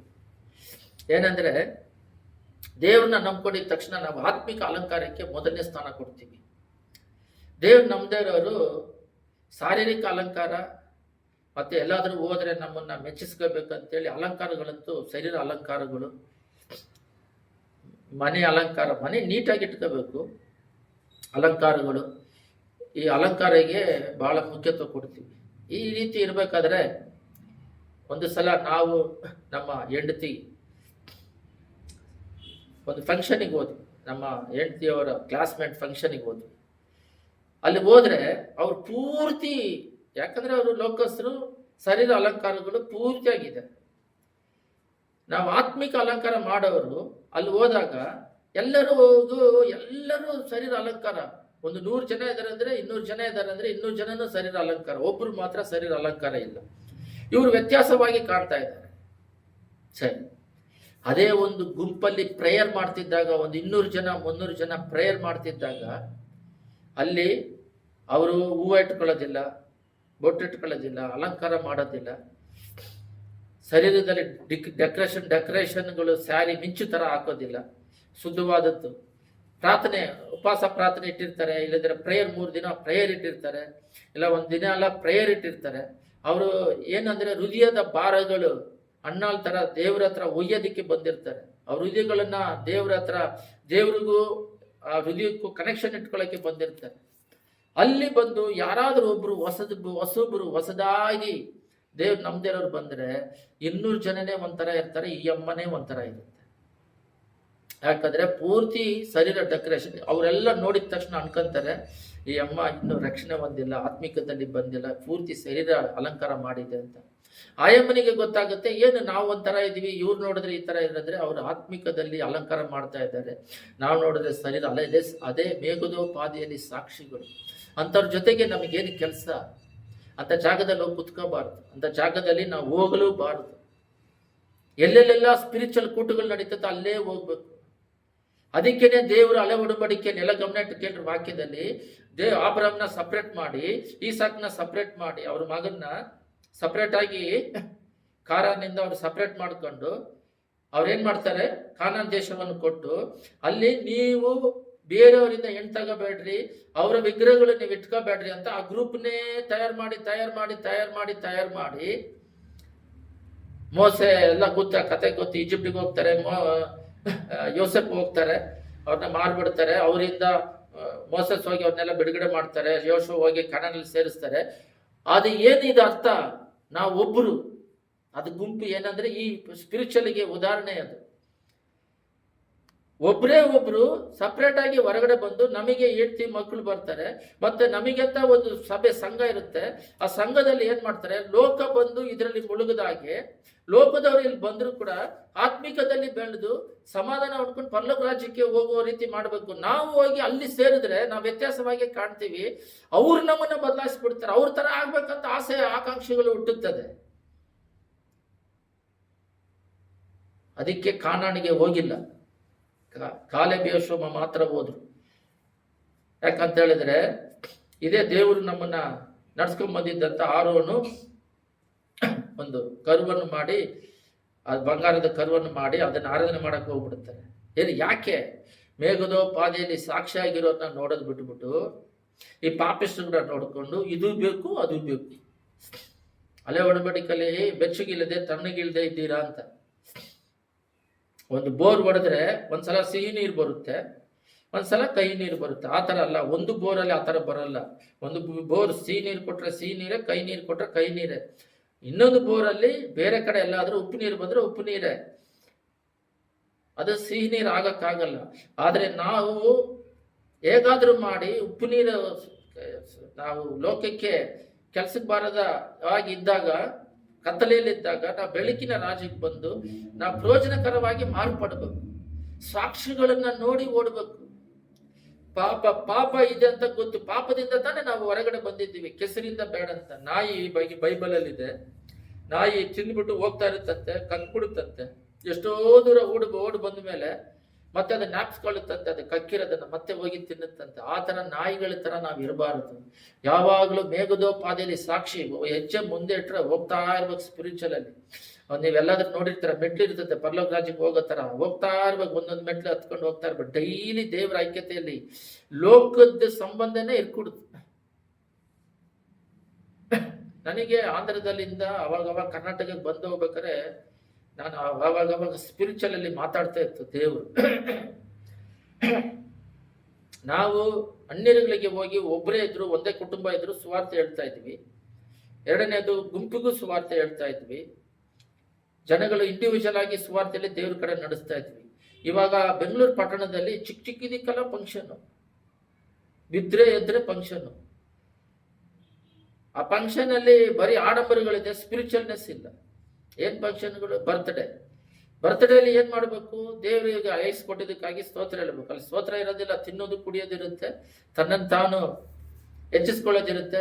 ದುಡ್ಡು ಇಲ್ಲದೆ ಇದ್ದಾಗ ಏನಿಗೆ ಸಾಲ ಮಾಡ್ಬೇಕು? ಯಾಕೆ ಉಪವಾಸ ಇದ್ದು ಪ್ರೇಯರ್ ಮಾಡ್ರಿ. ಅದನ್ನ ಮಾಡ್ಬಿಟ್ಟ ಮೇಲೆ ಸಾಲಗಳು ತೀರ್ಸ್ಕೊಳ್ಳಿಕ್ಕೆ ಆಗದಂಗೆ ಯಾರು ಮಾಡಕ್ ಹೇಳಿದ್ರಿ? ಇವೆಲ್ಲ ನಾವು ಮನುಷ್ಯರನ್ನ ಮೆಚ್ಚೋದಿಕ್ಕೋಸ್ಕರ ಎಲ್ಲ ಬದಲಾಯಿಸ್ಕೊಂಡ್ಬಿಟ್ವಿ. ಮನುಷ್ಯರನ್ನ ಮೆಚ್ಚೋದಿಕ್ಕೆ ಬೈಬಲ್ ಹೇಳುತ್ತೆ, ಮನುಷ್ಯರನ್ನ ಮೆಚ್ಚಿಸೋನು ಶಾಪಗ್ರಸ್ತನಾಗಲಿ ಅಂತಿದೆ, ಯೆರೆಮೀಯ 17:5. ಏನಕ್ಕೆ ಆ ಶಾಪಗಳು ನಮಗೆ? ಪ್ರೇಯರ್ ಮಾಡೋಣ. ಫಂಕ್ಷನ್ಗಳು, ಮದುವೆ ಆದ್ಮೇಲೆ ಸೀಮಂದ್ರ, ಒಳ್ಳೆ ಸಭೆಗಳೆಲ್ಲ ಎಷ್ಟೋ ಸಭೆಗಳಿದ್ದಾವೆ, ಸಾಕ್ಷಿ ಉಳ್ಳ ಸಭೆಗಳು. ಆ ಸಭೆಗಳಲ್ಲಿ ಡೆತ್ ಆದ್ರೆ ಆ ಟೈಮಲ್ಲಿ ಏನ್ ಮಾಡಿ ಮುಗಿಸ್ತಾರ ಅಷ್ಟೇ, ಮತ್ತೆ ತಿಥಿ ಅಂತನೂ ಮಾಡಲ್ಲ. ಅದು ಬೈಬಲಲ್ಲೆಲ್ಲ ಮಾಡಲ್ಲ ಅಂತಾರೆ. ಈಸ್ಟರ್ ಅನ್ನೋ ಪದನೇ ಇಲ್ಲ, ಯಾಕೆ ಉಪಯೋಗಿಸ್ತೀರಾ ಅಂತ ಹೇಳ್ತಾರೆ. ಕ್ರಿಸ್ಮಸ್ ಅನ್ನ ಆಚರಿಸಂತ ಬೈಬಲ್ ಎಲ್ಲ ಯಾಕೆ ಆಚರಿಸ, ಬೈಬಲ್ನ ಇನ್ನೂ ಆತ್ಮಿಕದಲ್ಲಿ ಬಿದ್ದು ಹೋಗದೆ ನಡೀತಿರುವ ಸೇವಕರ ಜೊತೆ ಯಾಕೆ ಸೇರ್ತಾ ಇಲ್ಲ ನೀವು? ಯಾಕೆ ಅವ್ರ ಜೊತೆ ಐಕ್ಯತೆ ಇಟ್ಕೊಂತ ಇಲ್ಲ ನೀವು? ಪ್ರೇಯರ್ ಮಾಡಿದ್ರೆ ಸಿಗ್ತಾರೆ. ನಾನು ಹುಡುಕದೆ ಸಿಗ್ತಾ ಇಲ್ಲ, ದೇವ್ರು ಸಿಕ್ಕರು. ನೀನ್ ನನ್ನ ಜೊತೆಗೆ ಐಕ್ಯತೆ ಇಟ್ಕೊಳ್ಳಪ್ಪ. ನಿನ್ನಿಂದ ಇತರರು ನಿನ್ ಜೊತೆ ಐಕ್ಯತೆ ಇಟ್ಕೊಳ್ಳಕ್ಕೆ ಇತರರು ಓಡಿ ಬರ್ಬೇಕು. ನೀನ್ ಓಡಬೇಡ ಯಾರ ಜೊತೆ ಐಕ್ಯತೆ ಇಟ್ಕೊಳ್ಳಕ್ಕೆ. ನನ್ನ ಜೊತೆಗೆ ಇಟ್ಕ. ಸೃಷ್ಟಿಕರ್ತನು ಮೇಲಾದವರು ಸ್ನೇಹಿತ ಅಂತ ಹೇಳ್ತಾರೆ, ಫ್ರೆಂಡ್ ಅಂತ ಹೇಳ್ತಾರೆ, ತಂದೆ ತಾಯಿ ಅಂತ ಹೇಳ್ತಾರೆ, ದೇವರಾಗಿದ್ದಾರೆ ಅವರು. ಅವ್ರ ಜೊತೆ ಅಷ್ಟು ದೊಡ್ಡ ಫ್ರೆಂಡ್, ಒಂದು ಪ್ರೈಮ್ ಮಿನಿಸ್ಟರ್ ಬಂದ್ಬಿಟ್ಟು ಚಪ್ಪಲಿ ಹೊಳೆಯವ್ರ ಹತ್ರ ಫ್ರೆಂಡ್ಶಿಪ್ ಮಾಡ್ತಾರ, ಹೇಳ್ಕೊಳಕ್ಕೆ ನಾಚಿಕೆ ಪಡ್ತಾರೆ. ಆದ್ರೆ ದೇವರು ನಮಗೆ ಫ್ರೆಂಡ್ ಆಗಿದ್ದಾರೆ ಅಂತ ಹೇಳ್ತಾರೆ. ಅವ್ರ ಜೊತೆ ಫ್ರೆಂಡ್ಶಿಪ್ ಇಟ್ಕೊಂಡು ಅವರ ಸ್ವಭಾವಗಳು ನಮ್ಮಲ್ಲಿ ಬರುವ ಹಾಗೆ ಸಾಕ್ಷಿಯಾಗಿ ಜೀವಿಸೋಣ. ಬಿದ್ದೋಗಿರೋ ಪಾಪಗಳ ಈ ಲಿಸ್ಟ್ ಏನಕ್ಕೆ ನಮಗೆ? ಎಷ್ಟು ಹೇಳಿದ್ರು ಕೇಳ್ತಾ ಇಲ್ಲ. ಚರ್ಚಿಗೆ ಬರೋದು 2 ಅವರು, ಅದರಲ್ಲಿ ದಾಸ್ಯತ್ ಮಾತಾಡಬೇಡ್ರಿ. ಯಾಕೆ? ಚರ್ಚ್ ಬಿಟ್ಟ ಮೇಲೆ ಲೋಕದಲ್ಲಿ ನಾವು ಸಮಯಗಳನ್ನ ದಾಸಿ ಕಳಿಬೇಕು. ಆರ್ಡರ್ಗಳು. ಒಂದು ಬರ್ತ್ಡೇ ಪ್ರೇಯರ್ ಮಾಡಕ್ ಹೋಗಿ ಏನಾದ್ರು ವಾಕ್ಯ ಹೇಳೋದಂದ್ರೆ ನೀನ್ ವಾಕ್ಯ ಹೇಳ್ಬೇಡ, ಬೇಗ ಮುಗಿಸ್ಬಿಡು. ಮತ್ತೇನಕ್ಕೆ ಪ್ರೇಯರ್ ಮಾಡೋದು? ತಿನ್ನೋದು, ಕುಡಿಯೋದು, ಡ್ಯಾನ್ಸ್ ಮಾಡೋದಕ್ಕೆ. ದೇವರ ಹತ್ರ ಅಧಿಕವಾಗಿ ಐಕ್ಯತೆ ಇಟ್ಕೊಳ್ಳೋಣ, ಪ್ರಾರ್ಥನೆ ಮಾಡೋಣ, ವಾಕ್ಯದಲ್ಲಿ ಬೆಳೆಯೋಣ, ಅವ್ರು ಹೇಳ್ದಂಗೆ ನಡೆಯೋಣ. ರೋಡಲ್ಲಿ ಹೋಗ್ಬೇಕಾರೆ ಬರ್ಬೇಕಾರೆ ನೆನೆಸೋದೆಲ್ಲ ದೇವರ ಆಲೋಚನೆಯಲ್ಲಿ ಇರೋಣ. ನೋಡ್ರಿ, ಇದರಲ್ಲಿ ಎಷ್ಟೋ ಮಂದಿ ಮೇಗೋದೋ ಪಾದಿಯಲ್ಲಿ ಸಾಕ್ಷಿಗಳಿದ್ದಾರೆ. ಅವ್ರ ಸಾಕ್ಷಿಗಳನ್ನ ಯಾವತ್ತೂ ಅವರ ಸಾಕ್ಷಿಗಳನ್ನ ಓದ್ತಾನೆ ಇರ್ಬೇಕು. ಯಾವುದೋ ಬೈಬಲ್ನ ತೆಗೆದು ಓದೋದಲ್ಲ, ಅವರು ದೇವರಿಗೋಸ್ಕರ ಬಂದು ಯಾವ ರೀತಿ ಪ್ರಾಣ ಕೊಟ್ರು ಅಂತ ಓದಬೇಕು. ಅವಾಗ ನಮ್ಮ ಹೃದಯ ದೇವರಲ್ಲಿ ನಿಲ್ಲೋದಕ್ಕೆ ಸ್ಟ್ರಾಂಗ್ ಆಗುತ್ತೆ. ನೀವು ಲೋಕ ನೋಡ್ಕೊಂಡು, ಯೂಟ್ಯೂಬ್ ನೋಡ್ಕೊಂಡು, ವಾಟ್ಸಪ್ ನೋಡ್ಕೊಂಡು ಹೋದ್ರೆ ಪಾತಾಳಕ್ಕೆ ಹೋಗ್ತಿರೋ ಹೊರತು ಪರಲೋಕ ರಾಜ್ಯಕ್ಕಂತೂ ಬರೋದಿಲ್ಲ. ಲೋಕವನ್ನು ಜಯಿಸಕ್ಕಂತ ನಿಮ್ ಕೈಗೆ 100% ಆಗೋದಿಲ್ಲ. ಸೈತಾನ ಜಯಿಸಕ್ ಬಿಡೋದಿಲ್ಲ, ನಿಮ್ಮನ್ನ ಮುಳುಗಿಸ್ತಾನೆ, ಹಾಳಾಗಿ ಹೋಗ್ತೀರ. ಬೈಬಲ್ ಹೇಳ್ತತೆ, ನಾನು ಹೇಳ್ತಿಲ್ಲ. ನಿಮಗೆ ಅಭ್ಯಂತರ ಮಾಡುವ ಎಲ್ಲ ಭಾರವನ್ನು ಹೊತ್ತುಕೊಳ್ಳುವ ಪಾಪವನ್ನು ನಾವು ಸಹ ತೆಗೆದಿಟ್ಟು ಬಿಡ್ರಿ. 3ನೇ ಪಾಯಿಂಟ್, ಲಾಸ್ಟ್. ನಂಬಿಕೆಯನ್ನು ಹುಟ್ಟಿಸುವನು ಪೂರೈಸುವನು ಆಗಿರುವ ಯೇಸುವಿನ ಮೇಲೆ ದೃಷ್ಟಿಯನ್ನಿಟ್ಟು ನಮಗೆ ನೇಮಕವಾದ ಓಟವನ್ನು ಸ್ಥಿರಚಿತ್ತದಿಂದ ಓಡೋಣ. ಮೊದಲು 3ನೇದ್ರಲ್ಲಿ ಯೇಸು ಸ್ವಾಮಿ ಬರ್ತಾ ಇದ್ದಾರೆ. ಮೊದಲನೇದಾಗಿ ಯೇಸು ಸ್ವಾಮಿಗಿನ ಮುಂಚೆ ಯೋನಕ್ಕನ್ನ ನೋಡ್ರಿ, ದೇವ್ರ ಜೊತೆ ಸಂಚರಿಸಿದ್ರು. ನೋವನ್ನು ನೋಡ್ರಿ, ಲೋಕ ಪೂರ್ತಿ ಕೆಟ್ಟೋಗಿತ್ತು, ಅವರು ಮಾತ್ರ ನೀತಿವಂತನಾಗಿದ್ರು. ಲೋತನನ್ನು ನೋಡ್ರಿ, ಸೋದಮ್ ಗೌರವೇರೆ ಕೆಟ್ಟೋಗಿತ್ತು, ಅವ್ರನ್ನ ಮಾತ್ರ ಕಾಪಾಡೋದಿಕ್ಕೆ ಯೇಸು ಸ್ವಾಮಿ ಬಂದ ಕುಟುಂಬನ ಕಾಪಾಡಿದ್ರು. ಗೇಜಿಯನ್ನು ನೋಡ್ರಿ, ಎಲಿಶ ಬೇಡ, ಹಣ ಬೇಡ, ಅನ್ಯರುಗಳ ಹತ್ರ ಹಣ ಬೇಡ ಅಂತ ಹೇಳಿದ್ರೆ ಲಾಮನ ಹತ್ರ ಇವನು ಹೋಗಿ ಕತ್ಕೊಂಬಂದಿಡ್ತಾನೆ, ಕುಷ್ಠರೋಗ ಬರುತ್ತೆ. ಡಬಲ್ ಎಲಿಶನ ಆಶೀರ್ವಾದ 2ರಷ್ಟು ಎಲಿಶನಿಗೆ ಬಂದ್ರೆ 4ರಷ್ಟು ಆಶೀರ್ವಾದ ಗೇಜಿಗೆ ಬಂದಿರಬೇಕು. ಲೋಕದ ಅವಶ್ಯಕತೆಗಳು,